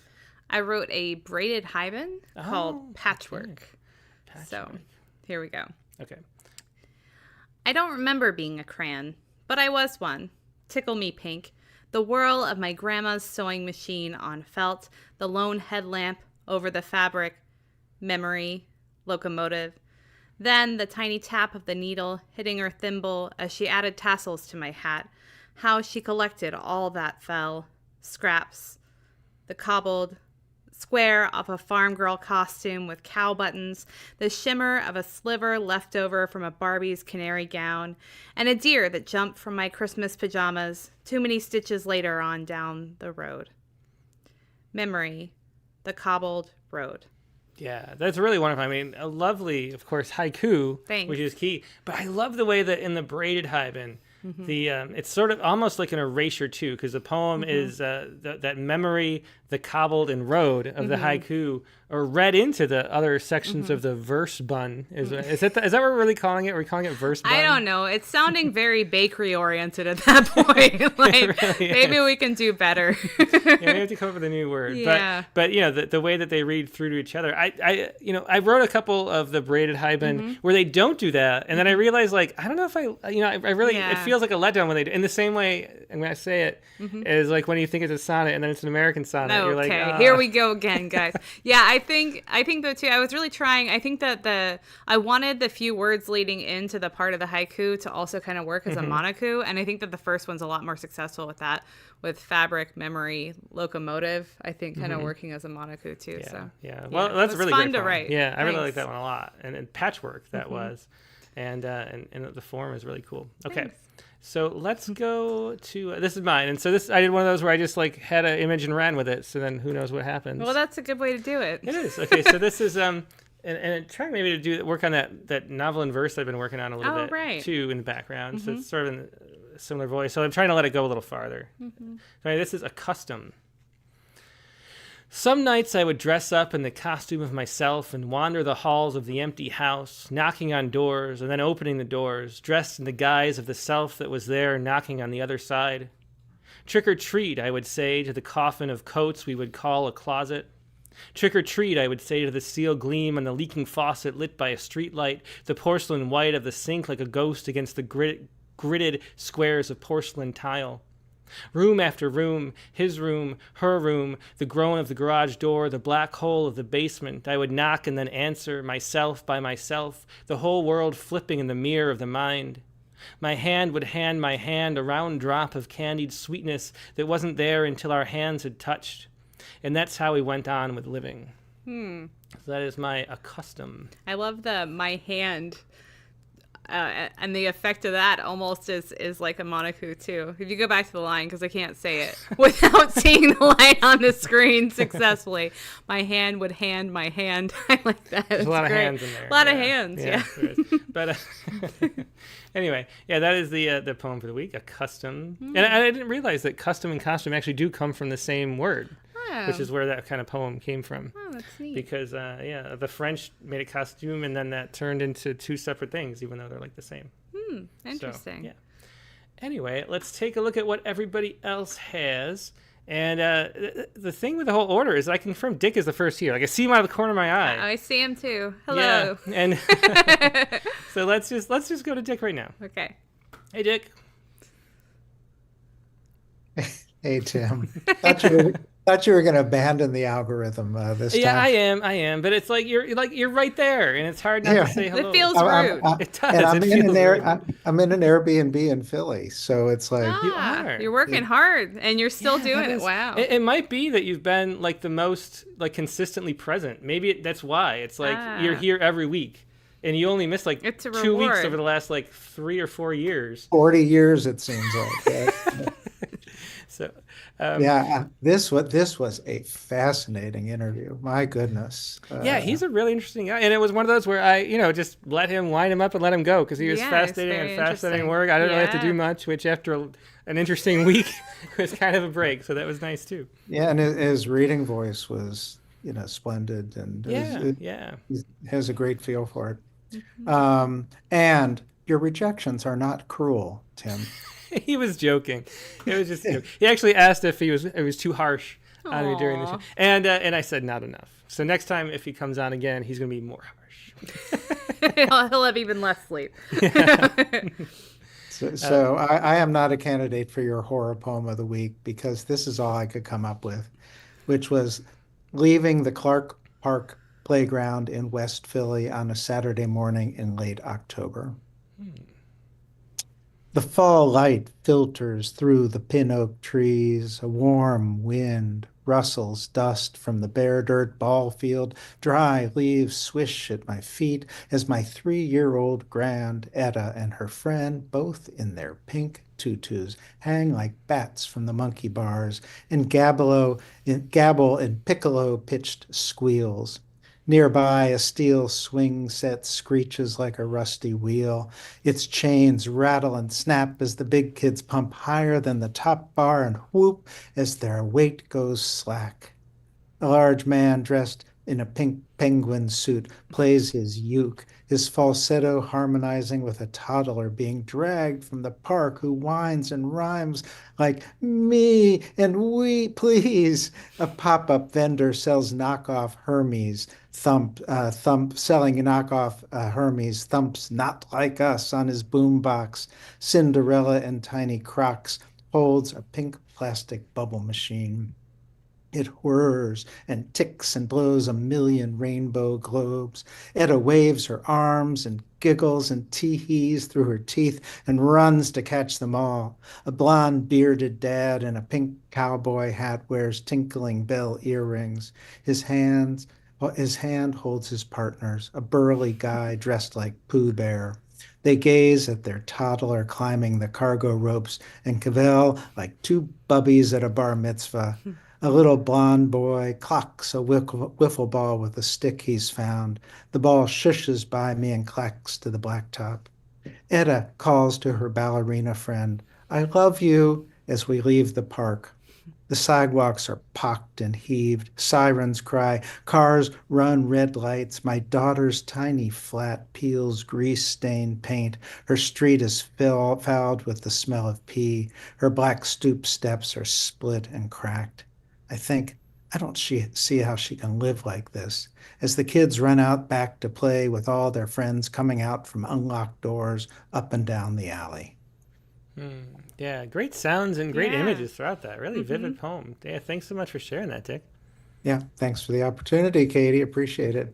Thanks for writing it and for coming from Philly, too. Yeah, well, anytime I can, I will. They're all asleep. I think you've proven that over the years. Yeah, for See you. sure. I appreciate Yeah, thanks so much, Bye. Dick. Enjoy the family. Thanks.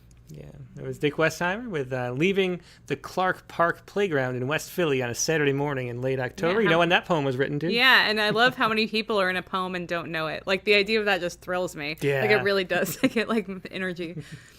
Yeah. Well, let's go next to Lisa McDougall. Hi, guys. Hi, Hi, everybody. Lisa. Hey, Lisa, great to see you. Good to see you too. This is kind of today I did it, but I have to confess I had a little misunderstanding. I thought it read smells instead of sounds. Oh, Oh, that's well, just as great. good, That's yeah. really exciting. And it's funny because I almost did that. I was choosing between the two, and then I went with sound. So that's great. It'll be a little different. And I tried out a high bin. This is the second one I've tried out, so we'll see what happens. Great.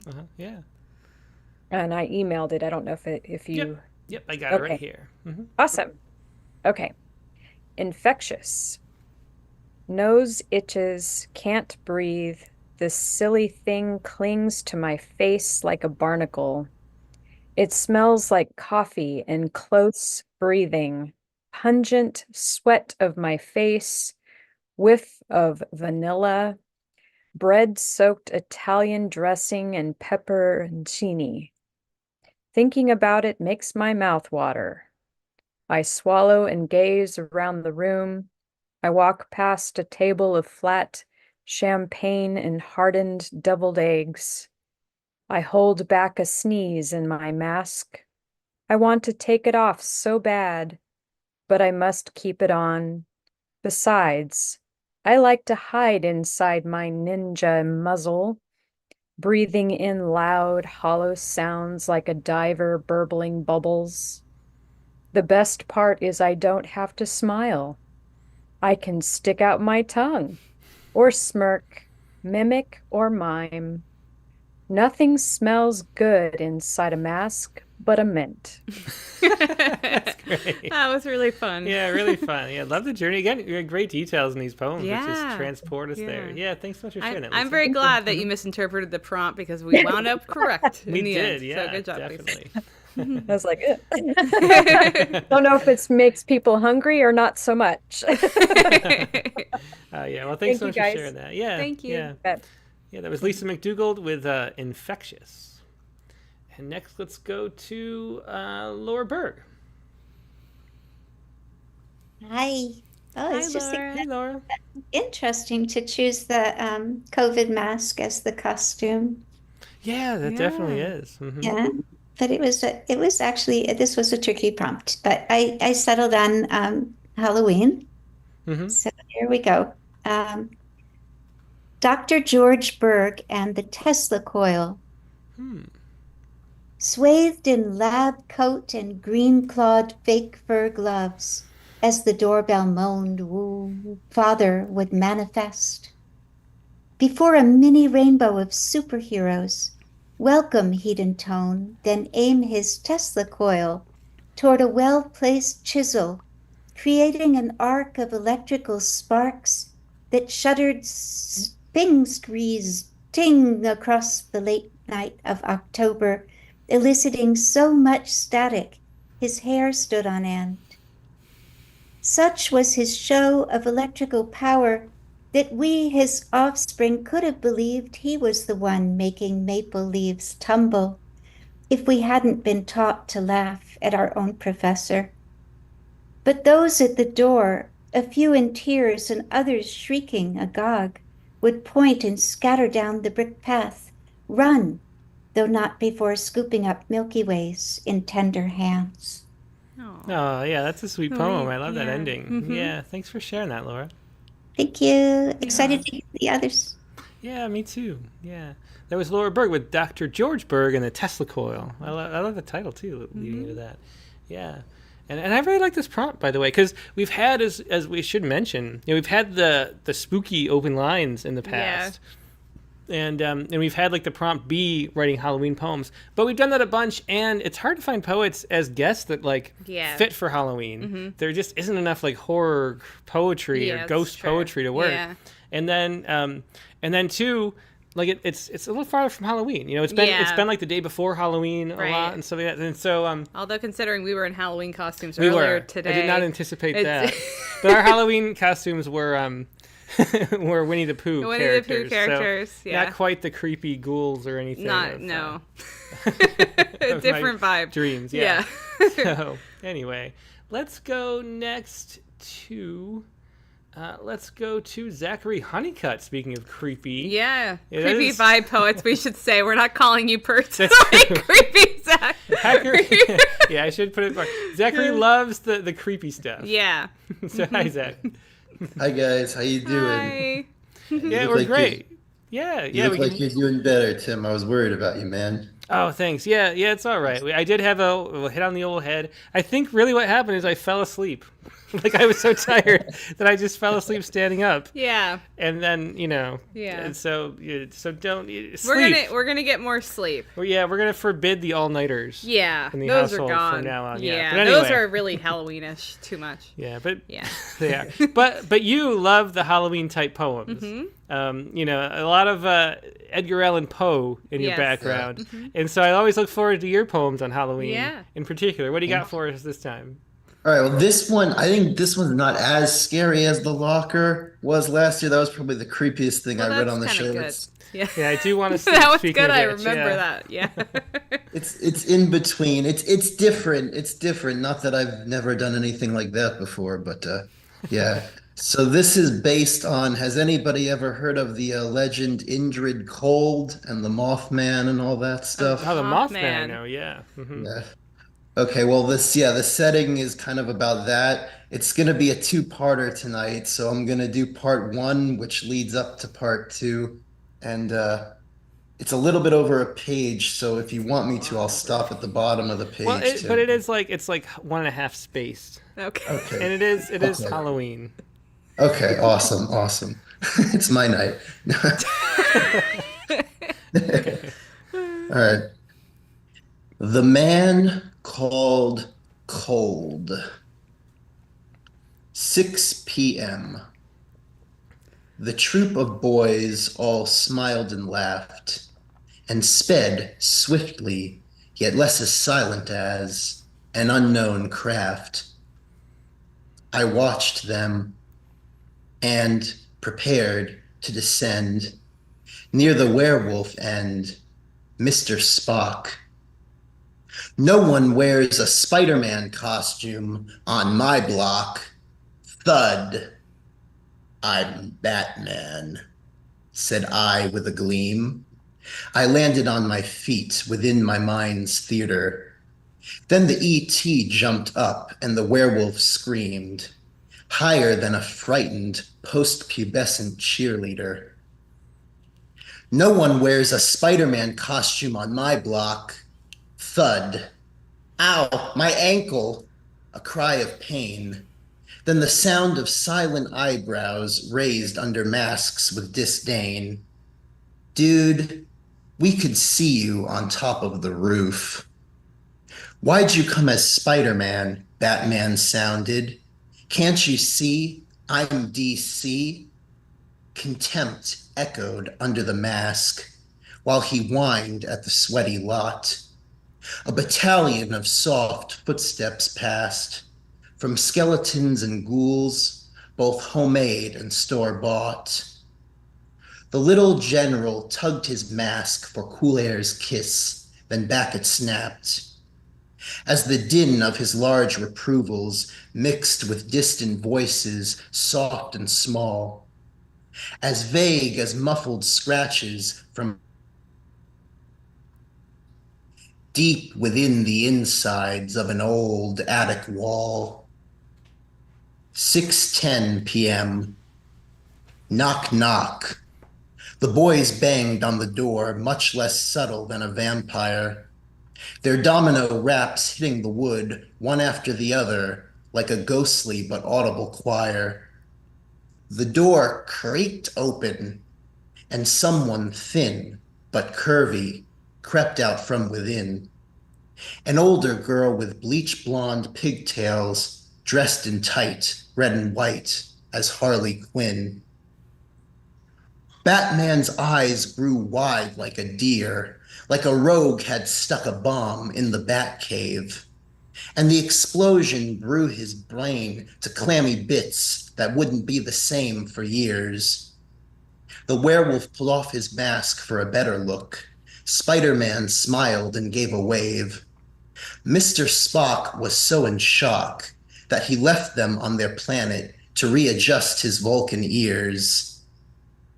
Sam, your friends are here, she called, as the boys remained as quiet as a mouse. As an army of spectral voices, invisible behind them, surrounded the Harlequin's house. as footsteps materialized in the form of a boy, the one who had remained aloof.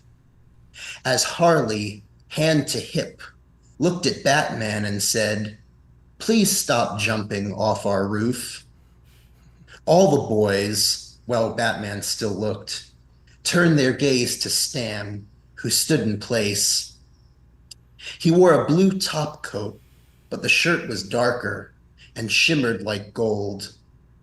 He had glued back the corners of his lips to form a grin upon his face.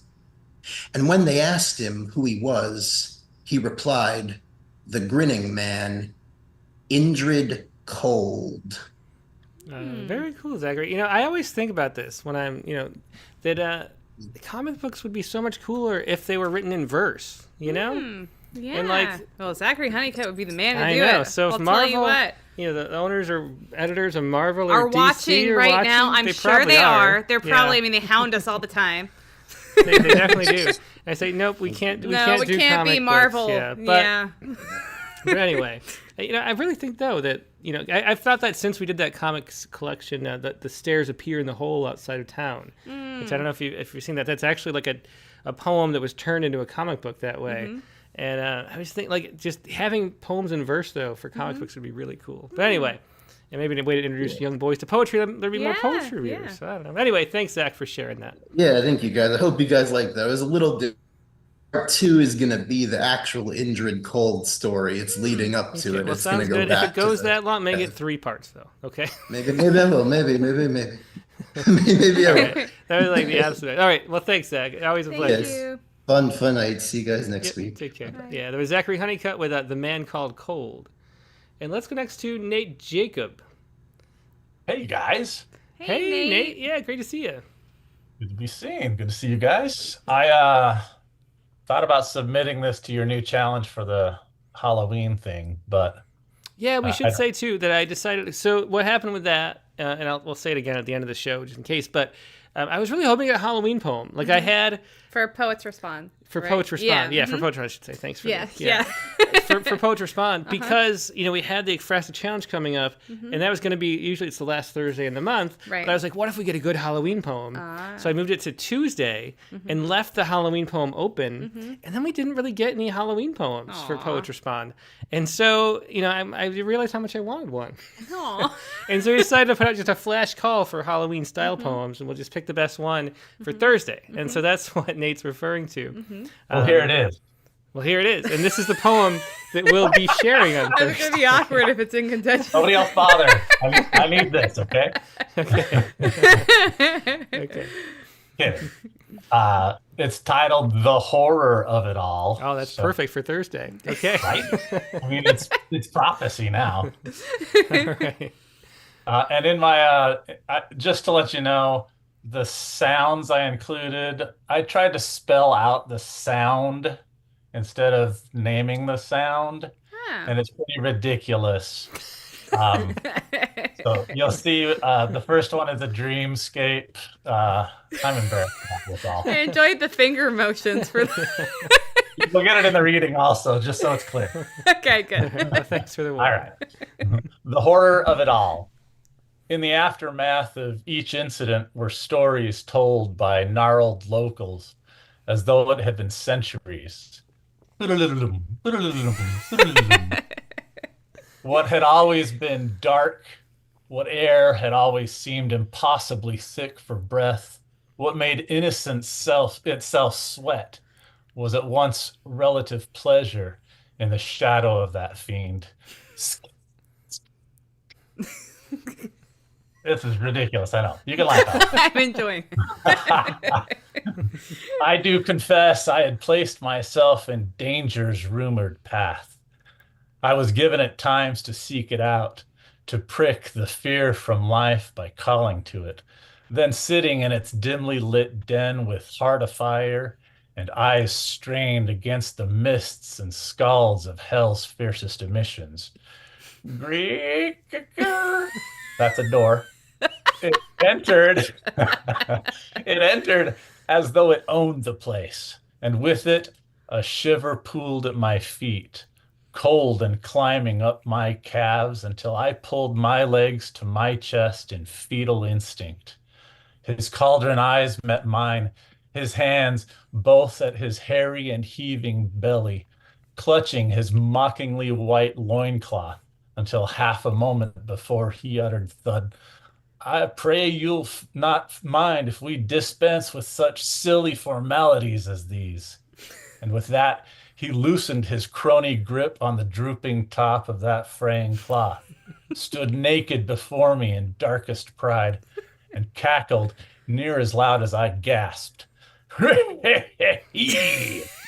I begged the gods release my stare from him, but in the cedar box we shared, I was left to my own, and my own was weak. That's sizzling, by the way. In short time, it was he who wiped the sweat from my brow, flicked it into the furnace, and breathed deep the salt of my fear. Greeker, me leaving. I fled. I'm sorry. I fled. This is supposed to be scary. Freezing.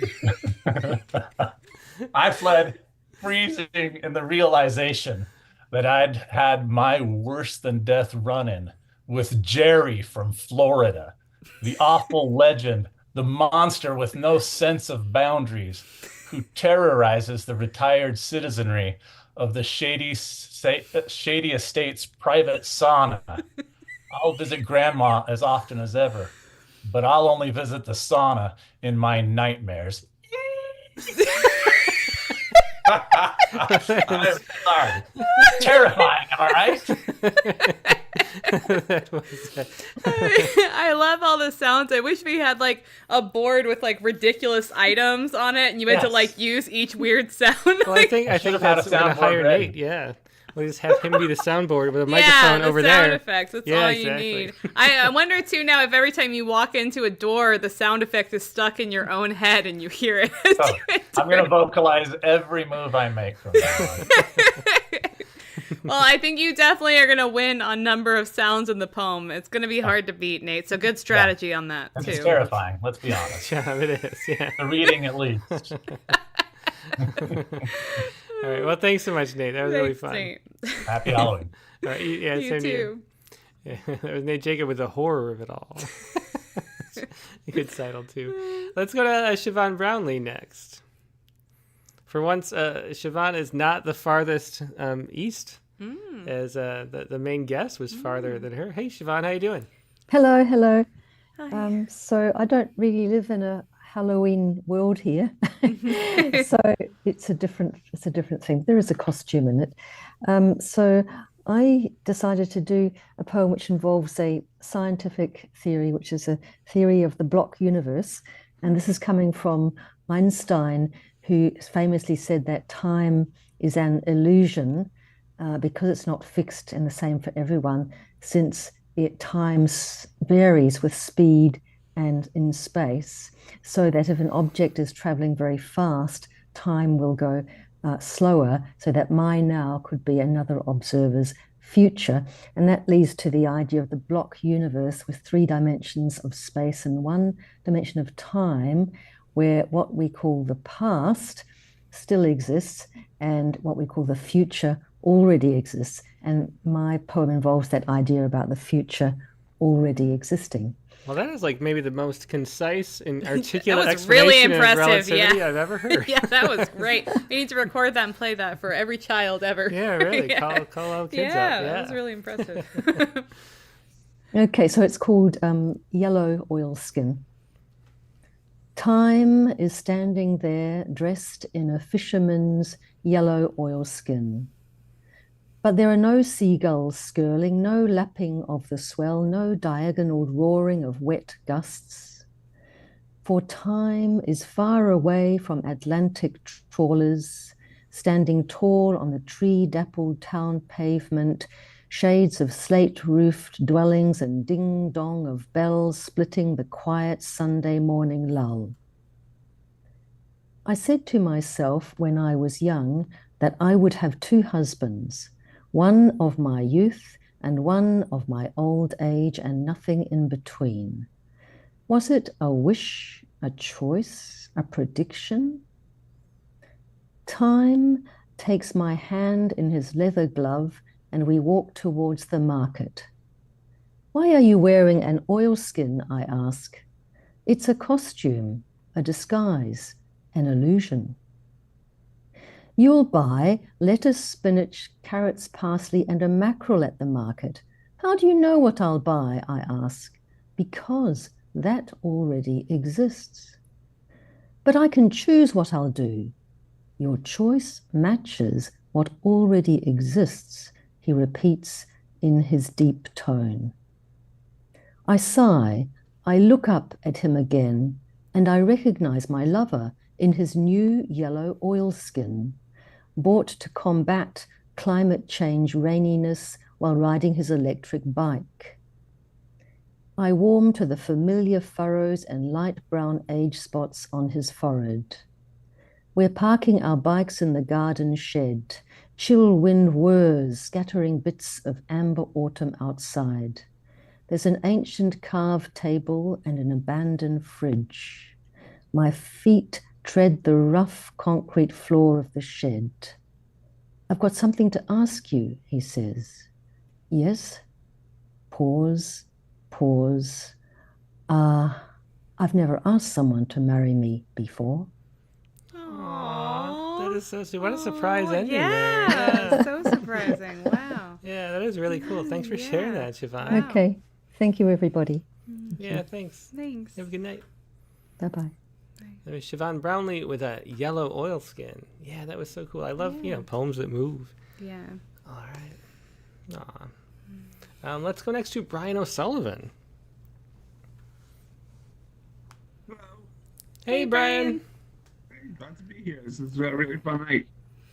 Yeah, it definitely is. Last night, Jen and I went to a ghost walk in Fredericksburg with my brother-in-law. And this is my second ghost walk poem this month, weirdly enough. But, so is that like an actual ghost? Like which kind do you mean? Because I've been looking, I've been searching the Houston area for ghost walks. I really want to go with Joe. But we can go when we're in New Orleans. That's true. So is these like actually haunted places, or is it like the things that people jump out and scare you? You know? No, there's both kinds, right? But this was a sort of like history tour / ghost story telling. Pretty good storyteller. Yeah. Well, I was looking at both because either would be fun. But anyway, I can jump out and downstairs if you want that. Okay. All right. So it's also my first attempt ever at a pantoum. I don't know if I really got it right though. Oh, okay, yeah. Neat. All right. Ghost Patrol. Actually, okay. Ghost Patrol. Our guide is wearing a tall black banded straw hat. The sounds of traffic huddle around the edges of his words, and we lean forward to hear about Fredericksburg's ghosts. Sometimes at night in the dark alley, a solitary walker, the sounds of traffic huddling around the edges of his hearing, notices close at hand the click of footsteps. For sometimes at night, another solitary walker from times past wanders this way, wanders yet today, noticing no doubt strange traffic huddling all around the edges of his hearing, and sometimes the steps multiply, and sometimes there is the clip-clop of a horse-drawn carriage that wanders this way, wanders yet today, in the shadow of the old Fredericksburg garrison. The steps multiply, and the horse's clip-clop draws near, and ghostly soldiers surround us here. In the shadow of the old Frederick's garrison, the militia still patrols across the long years. Oh, that's really cool. It's a great topic, subject matter for a pantoum form. Yeah, it definitely is. And Brian, I have to ask, didn't you go to an Edgar Allan Poe festival last year around this time? And did you go? Did you go this year? I wanted. No, we didn't go this year. Okay. We didn't go this year. Just there's a lot going on, but maybe we'll go next year. All right, maybe we'll. Yeah, go that's next a cool year. thing. Yeah, that would be good. Well, thanks so much, Brian. Yeah, that was great. Yeah, Ghost thanks. Patrol. Yeah. Yeah, I think there was Ghost Patrol by Brian O'Sullivan. I like the idea of incorporating ghosts into poems that have refrains and everything too, because it's like they're haunting you. Yeah, That's a good idea exactly. for That's a what I mean. pantoum. Yeah, that was really cool. Yeah. All right, let's go to Nibadito next. Hey Tim, hey Katie. How you Hi, guys Nibby. doing? Yeah, great to see you. Hey. Glad to see that you're feeling better. Yeah. But you look slightly better rested. Hopefully you guys get a bit more rest in the coming Yeah, well, Yeah. thank you. days. Yeah, I felt totally fine on Friday too. I should say. Yeah, That yeah. Wednesday was a different story. You know, Yeah, it was a little- Wednesday wasn't great. Yeah, but anyway. Yeah. Well, so where did you take this prompt, Nivi? Um, I have really no idea where it went. It just went somewhere. It's not a Great. story. It's just there in a poem, is what I can say. Considering that where I come from, Halloween is not a big deal. Right. In fact, this year on Halloween is when we have a festival called Diwali, our festival of lights. Oh, that's right. I Basically, remember the that from a transport past is year. good You over saying that. evil. Yeah, so it falls on the same day as Halloween this year. Mm-hmm. Oh, that's interesting. Yeah. But yeah, my poem was basically, it's just a poem with sounds and a person in a spooky costume, if that helps. Yeah. Okay. Although I'm not sure what the costume is really. So.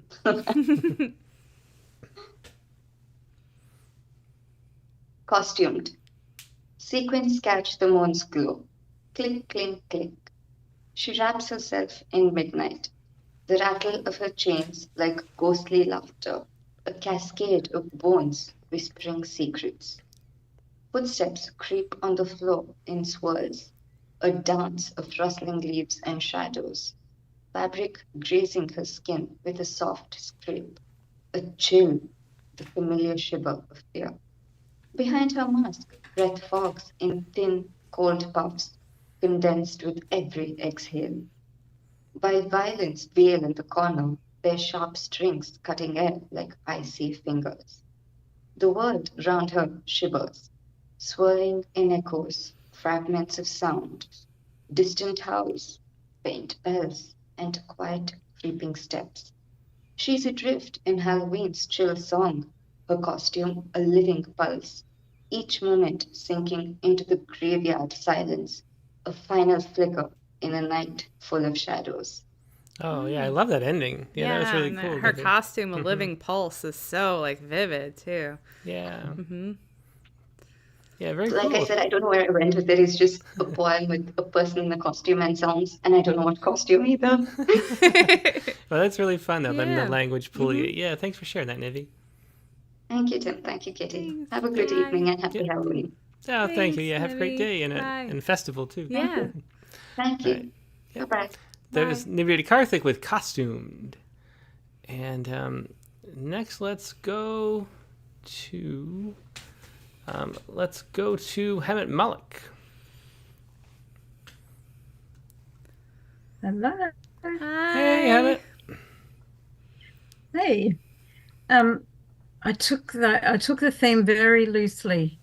Okay. Great. Well, that's always fun. Yeah. Okay. And it's also very loosely a sonnet. I think it's called a stretched sonnet, maybe, because I wanted to keep going a little bit more. Oh, neat. Yeah. Wind Whisperer. Your tornadoes don't fit me anymore. I cannot move my arms to cook dinner without popping the twister you fasten me tight with. My mind shouts no, no, no, as your new saga squalls into the rips. The gas was once turned off, old sizzles were stopped, for all time would be spun to your spin. But then the moment came, creaking, pregnant with the force of a spring that so well wound, its only place to go was out, out, out. The spring has sprung, my dear, and there's no way you'll fit its magic back into your bag of stormy tricks. Dinner bubbles now as the flames flick out their tongues in descent, and my arms I wave like a mad ballerina, twirling against the wind. Yeah, I love the music in that Yeah. one. Yeah, Wind Whisperer. Mm-hmm. Yeah. Thanks so much for sharing that, Thank Hemant. you. Thank you. Yeah, that was Wind Whisperer by Hemant Malik. Let's go to Mike Bales next. I have a confession. I haven't been to a costume party for 40 years. That's Yeah. when I was working at Illinois Department of Children and Family Services as an aide to social workers. Mm-hmm. And they had costume parties at the apartment of a social worker I was friends with. And Going to a costume party with social workers made me see them in a different kind of way. Uh-huh. Um, I sent it to you. The poem's called Sperm and Egg, which those were unique costumes. Thanks, sir. Yeah, so half the sounds are me laughing. The costumes. Sperm and Egg. The child welfare workers gathered in the upstairs apartment of a lady social worker, my friend. The voice of her boyfriend was cordial as he let me in and joined the Halloween party. 80s pop music played and conversation stirred. In the kitchen, there was the clinking sound of glasses and cups in the middle of the celebration. Away from the office and clients, we could drink together and let down our guard. I laughed as I saw these workers in costumes after we had spent hours in the office reviewing visits I supervised when taking foster children to see their parents again, reviewing their case plans to make broken families whole. I laughed when I saw my coworkers in costume, getting to know them in new ways. I laughed harder when I saw a caseworker and his wife dressed as sperm and egg nestled together. I said, this must be love. My thoughts drifted miles away from the troubled lives of our client families, whom we'd see again. Oh, that's very cool, Mike. Yeah, that experience of going to a costume party, with coworkers and getting to know them better through the personality of what they choose. It's a really fun thing to think about. That is something that happens, but we don't really think about it either. Yeah. Yeah, things are never the same after you see a couple dressed up as a sperm and egg. Yeah, that's one way to put it.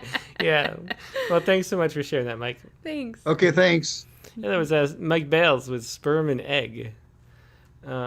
Next, let's go to Christiana Doucette. Hello. Hi. Hey, Christiana. How's it going? Great. Hope you're doing well tonight. Yeah, doing pretty well. I have a sonnet as well. Oh, nice. Hopefully it's a classic sonnet. I tried to make sure I got all the lines right. Oh, great. Well, I love a sonnet, so I'm looking forward to hearing it. Yeah, so this one's called First Rain After.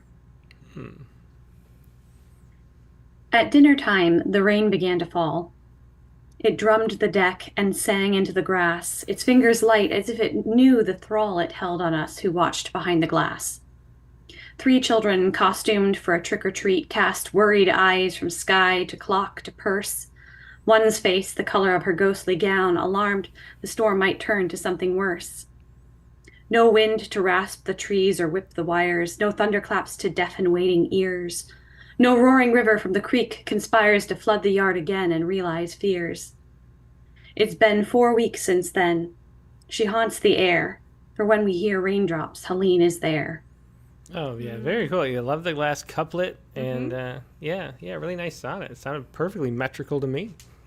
I do see that I switched up a word as I was editing, and I'll fix that.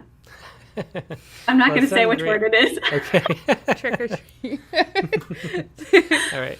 Well, cool. Well, thanks so much for sharing, Christiana. Thank you. Definitely always love Thank sonnet. you. And Thanks. glad things are starting to get back to normal for the kids too, despite the fear, obviously, that comes with that every I time. hope you're able to enjoy Halloween. Yeah. Yeah, and we were able to go to a trick-or-treat yesterday. That's actually what this was based on, because it truly happened, and they were really excited to get candy, but it was like working through the first rain after 4 weeks. So Yeah, well, that makes a lot of sense. Yeah, thanks for sharing that. That was wonderful. Yeah. Yeah, that was Christiana Doucette with First Rain After. Let's go to Carla Schwartz next. Hi. Hey, Carla. Nice to see you. Nice to be here, and such a wonderful, wonderful night. And I'm going to read you, because I wasn't able to make it last week. I'm going to read you my prompt poem from last week. I believe this is last week's prompt with the tool used in an unusual way. Yeah, great. First person. It's called The Right Tool. I got to keep the small table my mother made from birch branches. It's spindly but stable. She built it with a wooden mallet she'd made as well, the head cylindrical, a slice of trunk. I am not sure how she wedded the handle to it. Biscuits, screw, glue. Did she sweat the handle through? In any case, she drilled a blind hole to connect the two. For years, the tall, skinny table with its mallet hat stood still in the corner of my family room, just a decoration, along with my mother's clay totem, in the house where I lived alone with these mementos of Mom, until I moved them to our island home and placed the table mallet pair near the front door and window so that this piece of Mom could sit with me and stare out the lake each day while I'm still here. The mallet, done with its work, has nothing more to make, I think, until one day at smoothie time, I grab frozen mango from the freezer, all one big clump left over from some warm day's kayak shuttle. I squeeze and pull at the frozen block with no success. I can't think how to fix this until I look up, and across the room, there, Mom's mallet, made of wood, I lift it up and begin to smash until I break off a few mango pieces to add to lunch. Frozen solid, remembering my mother's strength. Aww. Yeah, I love the haiku at the end. Yeah, such a great leap into that one. I love with the length too that it goes on long enough that you're not immediately thinking how you're going to end up, like, or even aware that that's what you're going to use necessarily. And then we get to experience it as unexpectedly as you did, I would imagine. Yeah, Thank you. And I did, and I really appreciate that. And have a good night. Yeah, thanks. You too, Carla. It was Carla Schwartz with The Right Tool. Also, we had a mango smoothie this week. We did have a mango smoothie. So I can relate to that also. Yeah. The one thing I like from McDonald's. Yeah, mango smoothie. All right. So let's go next to Nancy Tennell. Hi to both of you and everyone. Hi. Hey, Nancy. Hi, Nancy. My effort is going to seem a little tame after some of the ones we've heard this evening. But the title of it is In Costume. Oh, perfect. Anne leans against the wall in a quiet corner, lowers her eyes and listens as the party progresses. The bartender's scoop loudly crunches into ice, a few cubes escaping to skitter away and melt. Those that landed in a proper glass crackled under soda and a bourbon splash, or was it vodka, maybe gin, whatever the drinker's current whim. Her friends arrived in their usual costumes, Ben in his customary mask of confidence, Dottie disguised as an easy-to-get flirt. But isn't this how it is with all of us? We have our masks, which we put on at will to be who we want to be and not who we are. Soon dancers and drinkers will move to the floor as the band fills the air with throbbing guitars, fuzz tone, pedal drone, drummer on a tom-tom, raspy-voiced lead singer belting all the best songs. Occasional shrieks pierce the buzz of conversation, outburst of laughter from a woman wearing red, disguised as someone desperate to be heard. But isn't this how it is with all of us? Even Anne has a mask she wears occasionally, presenting herself as one who thinks philosophically. Another fun ending. Yeah, thanks so much for sharing that, Nancy. All right. Thank you. Thank you. Yeah. It was Nancy Tennell with In Costume. Chelsea McClellan is up next. McGlynn. Oh, McGlynn. Yeah. Sorry. It's okay. That's all right. Sorry, Chelsea. Hi. Hi. So I got this ending finished very quickly. It was hard for me to get to. I never know where my poems are going until I get there.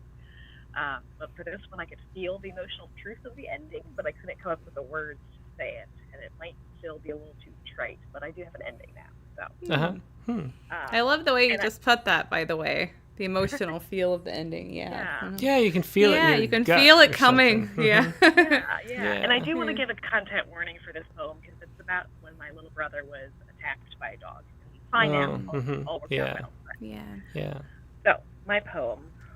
On Halloween, my friend asked me about the scariest moment of my life. The dog snapped his teeth around my brother's leg. His scream was swallowed whole by my mother, whose lungs became a cauldron, brewing fear into rage.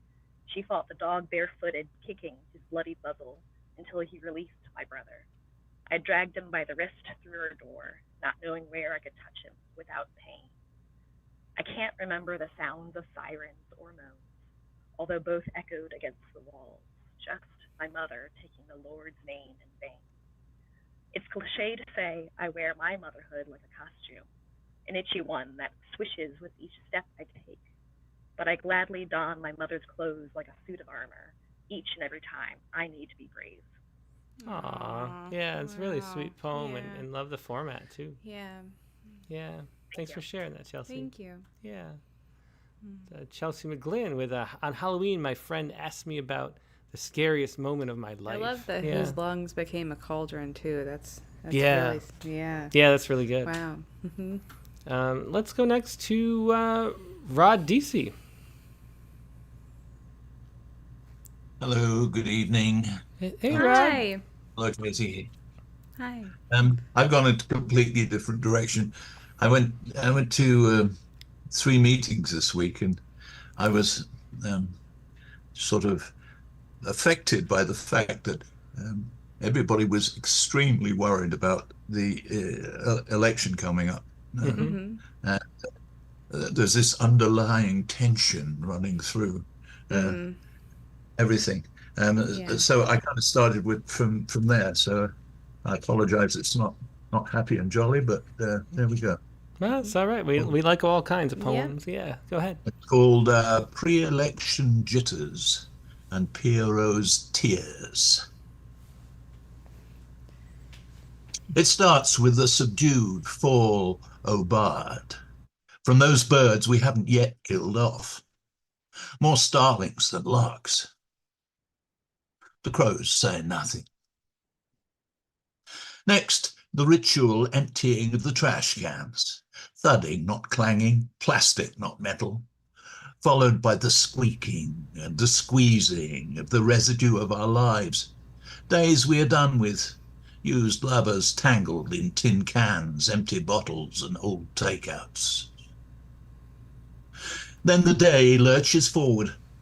We're in the hate and lies sector of the cycle. But the relentless traffic, the sirens and the shouting all sound the same. More than half of us are just as cheerful as ever.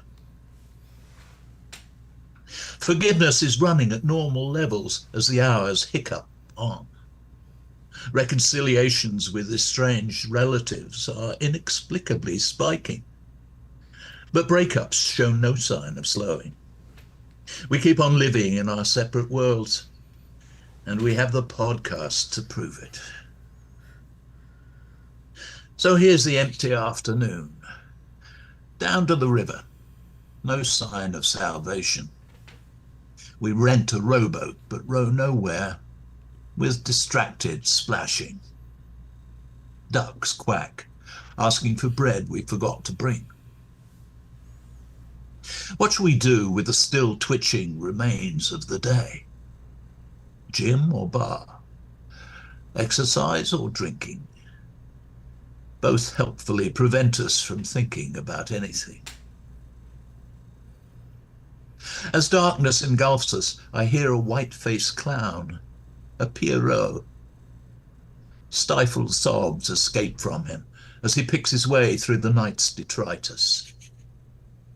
He wears the loose white costume of his brotherhood, with his little cone-shaped hat jauntily perched on one side of his head. Yet tears wet his cheeks. The bad circus is out there, he says tearily. Scary. The Pierrot has no clue where to go, what to do. High anxiety. I hear you, clown man. Me too. Yeah, thanks for sharing that, Rod. It builds up nicely with the anxiety. Yeah, you really, Yeah, it really feel does. it by the end. Thanks for sharing that. Thanks. Yep, that was Rod Deasy with Pre-Election Jitters and Periote's Tears. Let's go next to Carolyn Codd.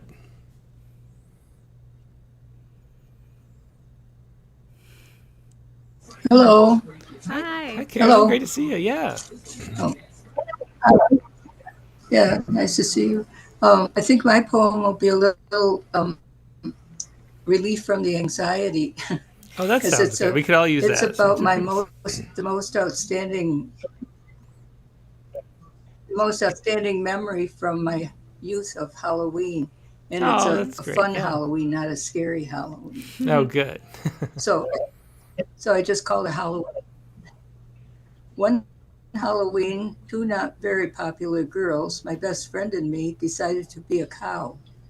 She, being an artist, made the paper mache head. For the body, we painted black spots on a white sheet, and there was a fringy tail. My friend, the head maker, became the front of the cow and I the rear.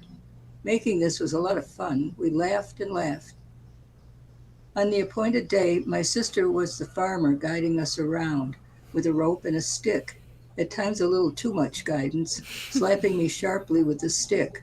Slap, slap, ouch, ouch. My friend in the front of the cow did the mooing. Going around the neighborhood, we were greeted with sounds of surprise. Look at this. Who could this be? And pleasant laughter. The evening ended at a party.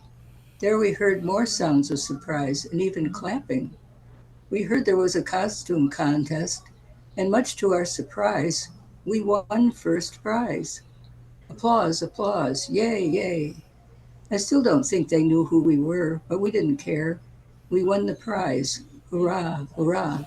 Aww. Oh, that is such a sweet memory, Carolyn. Yeah, I love that. That is sweet. Yeah, and perfect timing. We entered our first costume contest. We did Today. Yeah. Yeah, as the Winnie the Pooh characters. Yes, the Winnie the Pooh characters. And my daughter Lizzie was very into it. She was Tigger, and she asked for the microphone from the woman and then kind of sang the Tigger song. Yeah, she was very So, yeah, she was very into She it. was very in the Tigger spirit. We did not win. No, we did not. But it was a good effort. There was this kid who spent 200 hours building his own Mandalorian costume. Yeah, I didn't want to win versus him. I mean, No, that he was deserved impressive. it. Yeah. Anyway. Thanks. Yeah. Thank you. Yeah, always great to see you. Thanks for sharing that, Carolyn. Yeah, it was Carolyn Codd with a Halloween, a good memory poem. Let's go next to Tina Denniclaw. Okay. Hello. Hi, Tina. Yeah, glad you could be here. Oh, I am so glad too. We found out last week that apparently we were the only people on the block who still were using AT&T because nobody else cared. There was no internet, so it was. It was Well, we're on problem. AT&T actually too right now, and we can't and wait it's- to not be. Really? Oh, I didn't know it's that bad. Not our No, it's not that bad, but it does. It's not as good as like other. Yeah. All right. Anyway. Katrina's coming out live on air. Yeah. Yeah.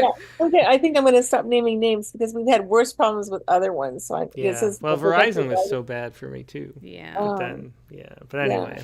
But thank you for reading the poem, for letting, playing.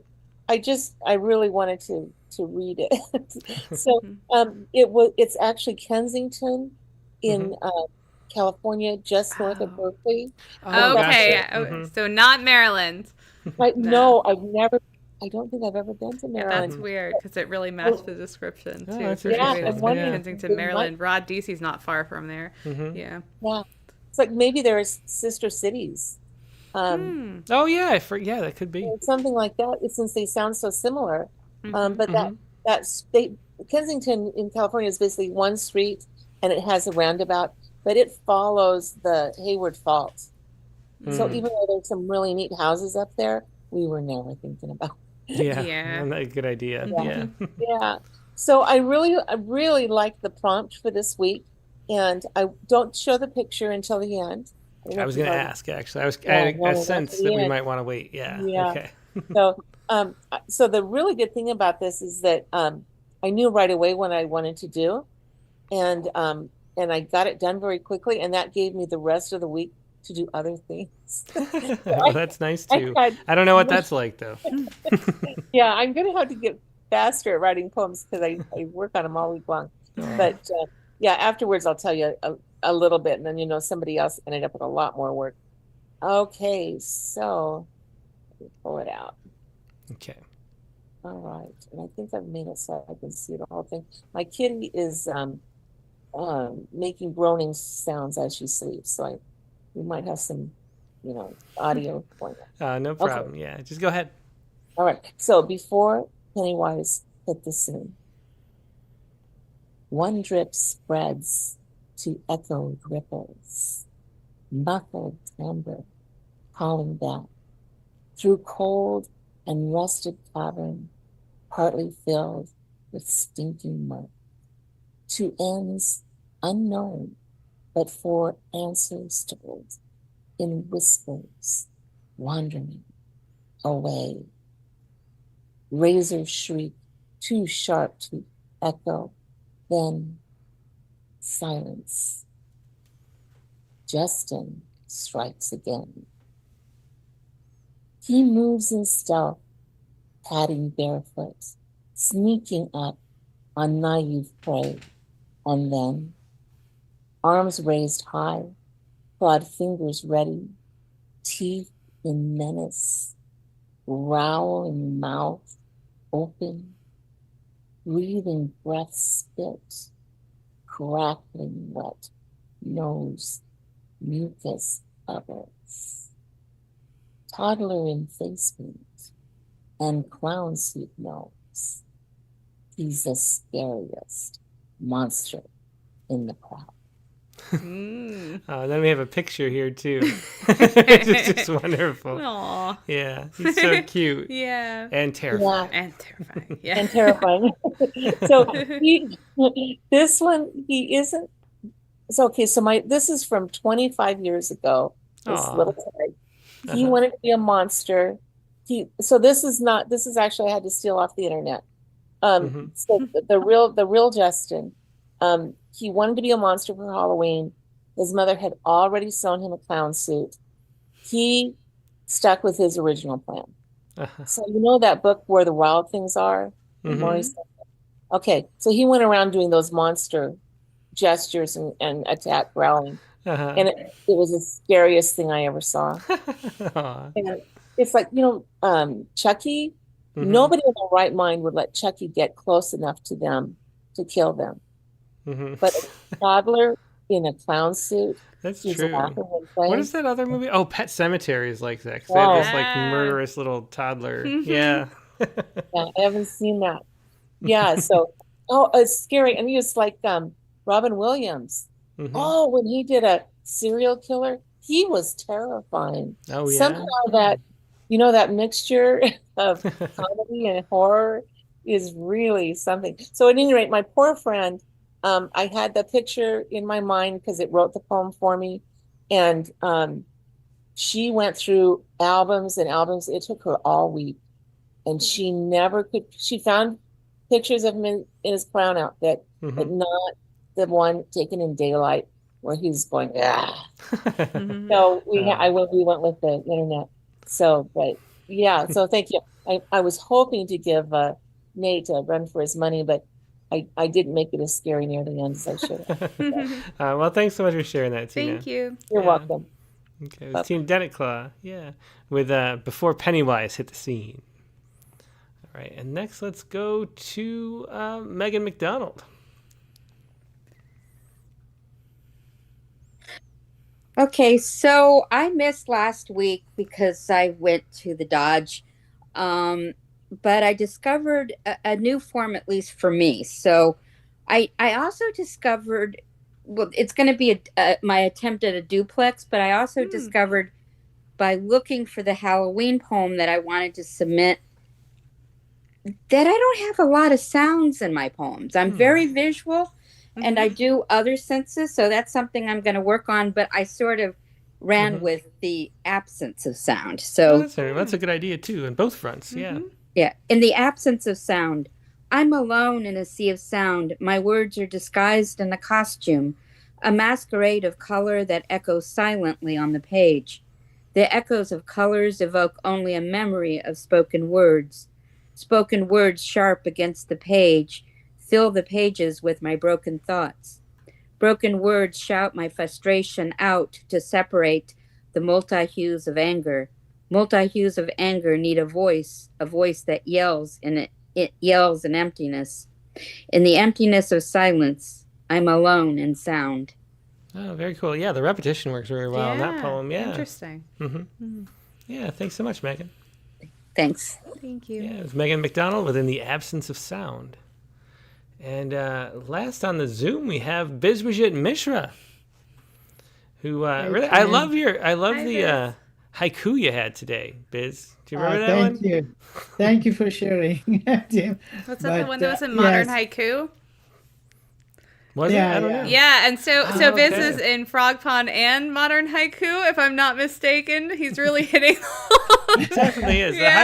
His haiku are just wonderful. Yeah, it's been amazing to watch them evolve and continually develop, and I'm so glad you post them on X, so I get to see them so frequently. Thank you, and a lot of credit goes to Tim for encouraging me, because I was new and I mean I was trying out and you're always motivated, so it does matter to me. Yeah. Oh, well, that's great. Well, I'm so glad you're doing it, because it's really nice poems you got there. But that one I wrote, it surprised me because I went for a walk, short walk yesterday. We had an event at home, so I went and sat down by the highway. I normally don't sit down. It's like a highway and it's a slope. It's past the bridge. I just sat down and then I looked at that cloud. It just, I took a picture and I wrote it there itself. Oh, wow. I didn't know why it looked like, I think it's like a river there. And it, like a river, it's moving. Yeah, yeah. Well, yeah, so everybody should follow Biz on X, I would suggest. Yeah, definitely. You get a lot of, what's Haiga is the word for the visual, too. Yeah, so what do you have for the prompt this week, Biz? Yeah, I have a prompt poem called Dressed, but it's 2 pages, so I can read one and cut it off. It's too the lines are pretty short. You're the last up. Yeah. Okay, thank you. Appreciate that. It just gets longer sometimes, That's true. Well, let's go ahead. Why don't you go ahead? Okay, Dressed. It was the first ever Halloween party we were invited to. It was at our neighbor's house. Going in, we passed by a chest that shuddered on their lawn, and with it our hearts. As a child, and his scream fell on the driveway. Inside a gloomy light, a spooky movie was on a loop on the TV. The hosts were all dressed up. I can't recall what their characters were. His in-laws arrived from another city.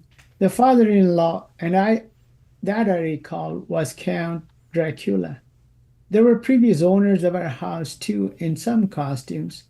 I don't remember what, but I remember amid spooky sounds from the TV, the sounds from the props outside, the doorbell, and the trick-or-treat knocks from the door. Our neighbor asked me what beer would I like from a bucket. And I remember the tasty veggie empanadas his mother-in-law had brought. Outside, the trick-or-treaters were growing. We came back to our door to hand out our treats. We had no costumes. I recall how a few times I had my dhoti on for the Rath Yatra, drawing attention because only a few had that traditional dress on. There were questions about that amid the kirtan coming out of the loudspeakers, some tuneless voices trying to drown out the better singers, and the musical instruments which made the tuneless stand out tuneless.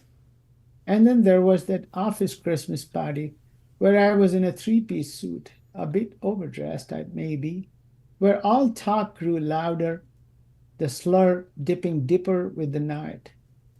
Coming to think of it, every dress is a costume, a sound in a noise, a sounding board in a din, everyone throwing back noise at everyone else. In the night, we kept waking up by the little girl in a frilled white frock on the swing in our neighbor's yard. She kept calling out with the squeaks of the swing, her voice scary, although I knew our neighbor had built her from the scratch. The swing, too. He had even borrowed our ladder. I remember him saying Halloween was their Christmas, in the sense of the decorations. They have moved since, but I recall we did wait every year to see which ghost he was calling up every Halloween, and they would start showing up one by one, day by day, until Halloween, when we would hear them as well. Oh, that's very cool. Creepiness there. I love the swing description. Yeah. That was scary. I think she kept calling out with the squeaks. Something like, yeah, it was like all night. It was like some kind of a trick, and it's like it's a very, very. I can't describe. We knew it's a doll and everything, but it was you can't sleep. Yeah. Well, I don't play with her. Okay, thank you, and it's good to see you. I can see the mark on your forehead, Tim. I hope you're doing well. Yeah, feeling good. Yeah, thanks so much, Biz. Okay, happy Halloween, guys. Yep, thanks, you too. See you next Sunday then. Yep. Thank you. Okay, That was good night. Bijit Mishra with Dress. All right, it's going to wrap up the Zoom. Get rid of that. Let's go to Ted Guevara's poem really quick. So Ted, as always, has a image, and here is a Sisyphus kind of thing, or Atlas, I guess, holding up the world, except, and Katie's going to love this, it is a coffee pot. Yeah, this is actual footage from this house. Yeah, I think it is. That's trying to... Yeah, we got a lot of coffee going on here. Yeah. All right, let's read the poem. This is Ted Bernal Guevara's You Have to Understand, I'm a Percolator Man. Behold, I'm the human percolator. I'm on my own. Though I sift through what's dark in the neighborhood, I brew the sure truth. I sift through what's not falsehood. The give back I uncape as payback, instead of a filter that limits black ground going through my body. I have Keurig quickness locked in my system, fomenting the lava java in the block. Death wish coffee I am, it's the name in the game. I shared a cup with the lawyer next door, and he told me he won 3 litigations before 4.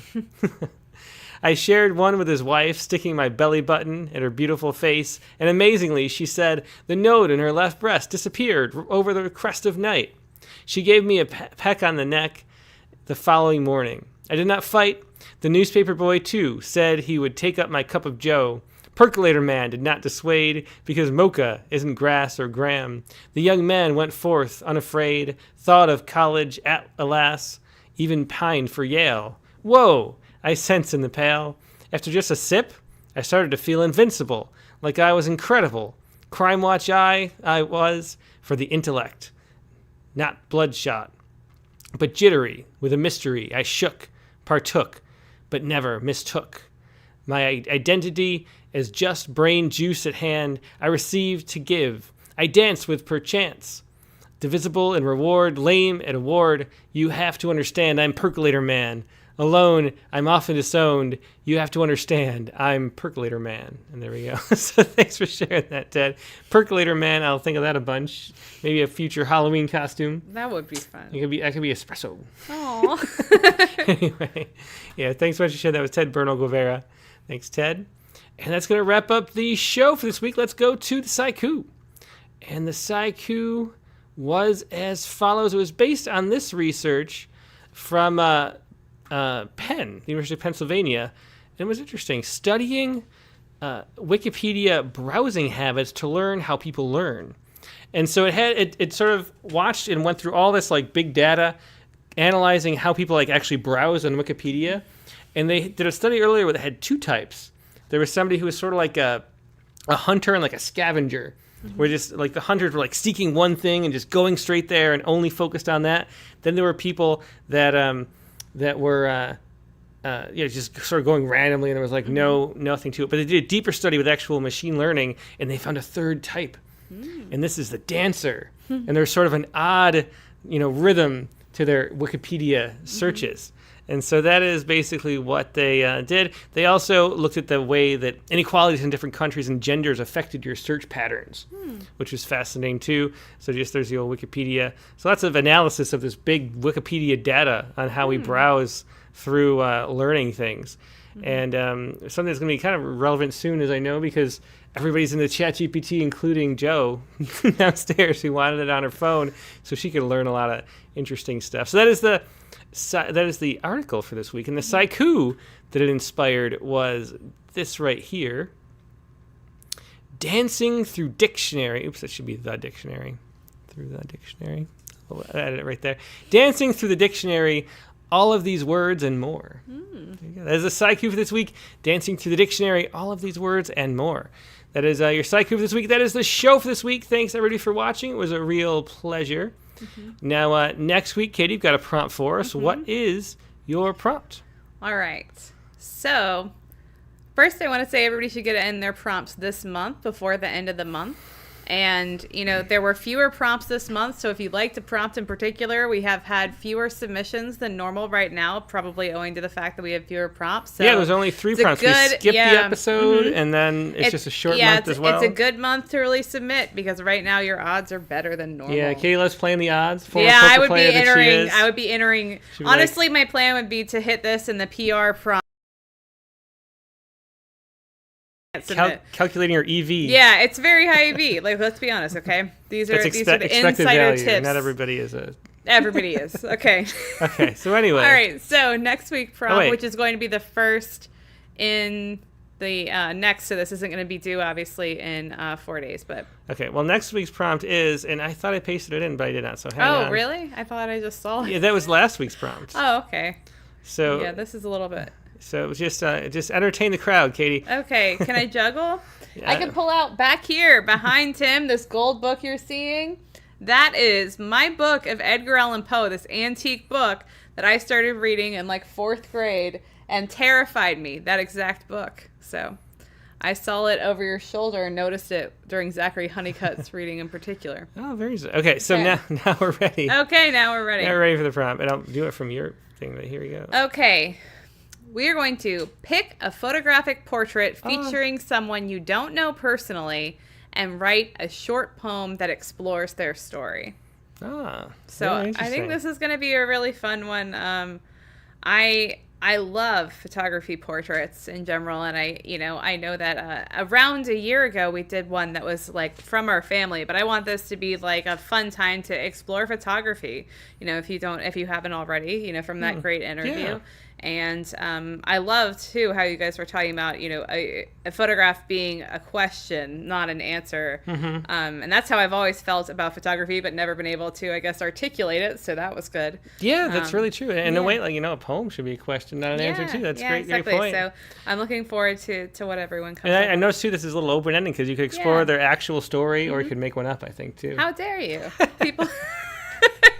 Yeah, I think it'll be a fun one. So yeah, well, very cool. Well, thanks for that prompt, Kate. That's the prompt for this week. Pick a photographic portrait featuring someone you don't know personally and write a short poem that explores their story. And then also, too, you know, if you're going to read on the prompt lines, it'd be great to have a link to the photograph, too, so we can share it as well. Oh, yeah, good idea. Yeah, although I would like to point out that, like any good ekphrastic piece, the poem should stand on its own legs, too. Yeah. Oh, very cool. Okay, so that's the prompt for next week. And next week's guest is going to be Joseph Millar.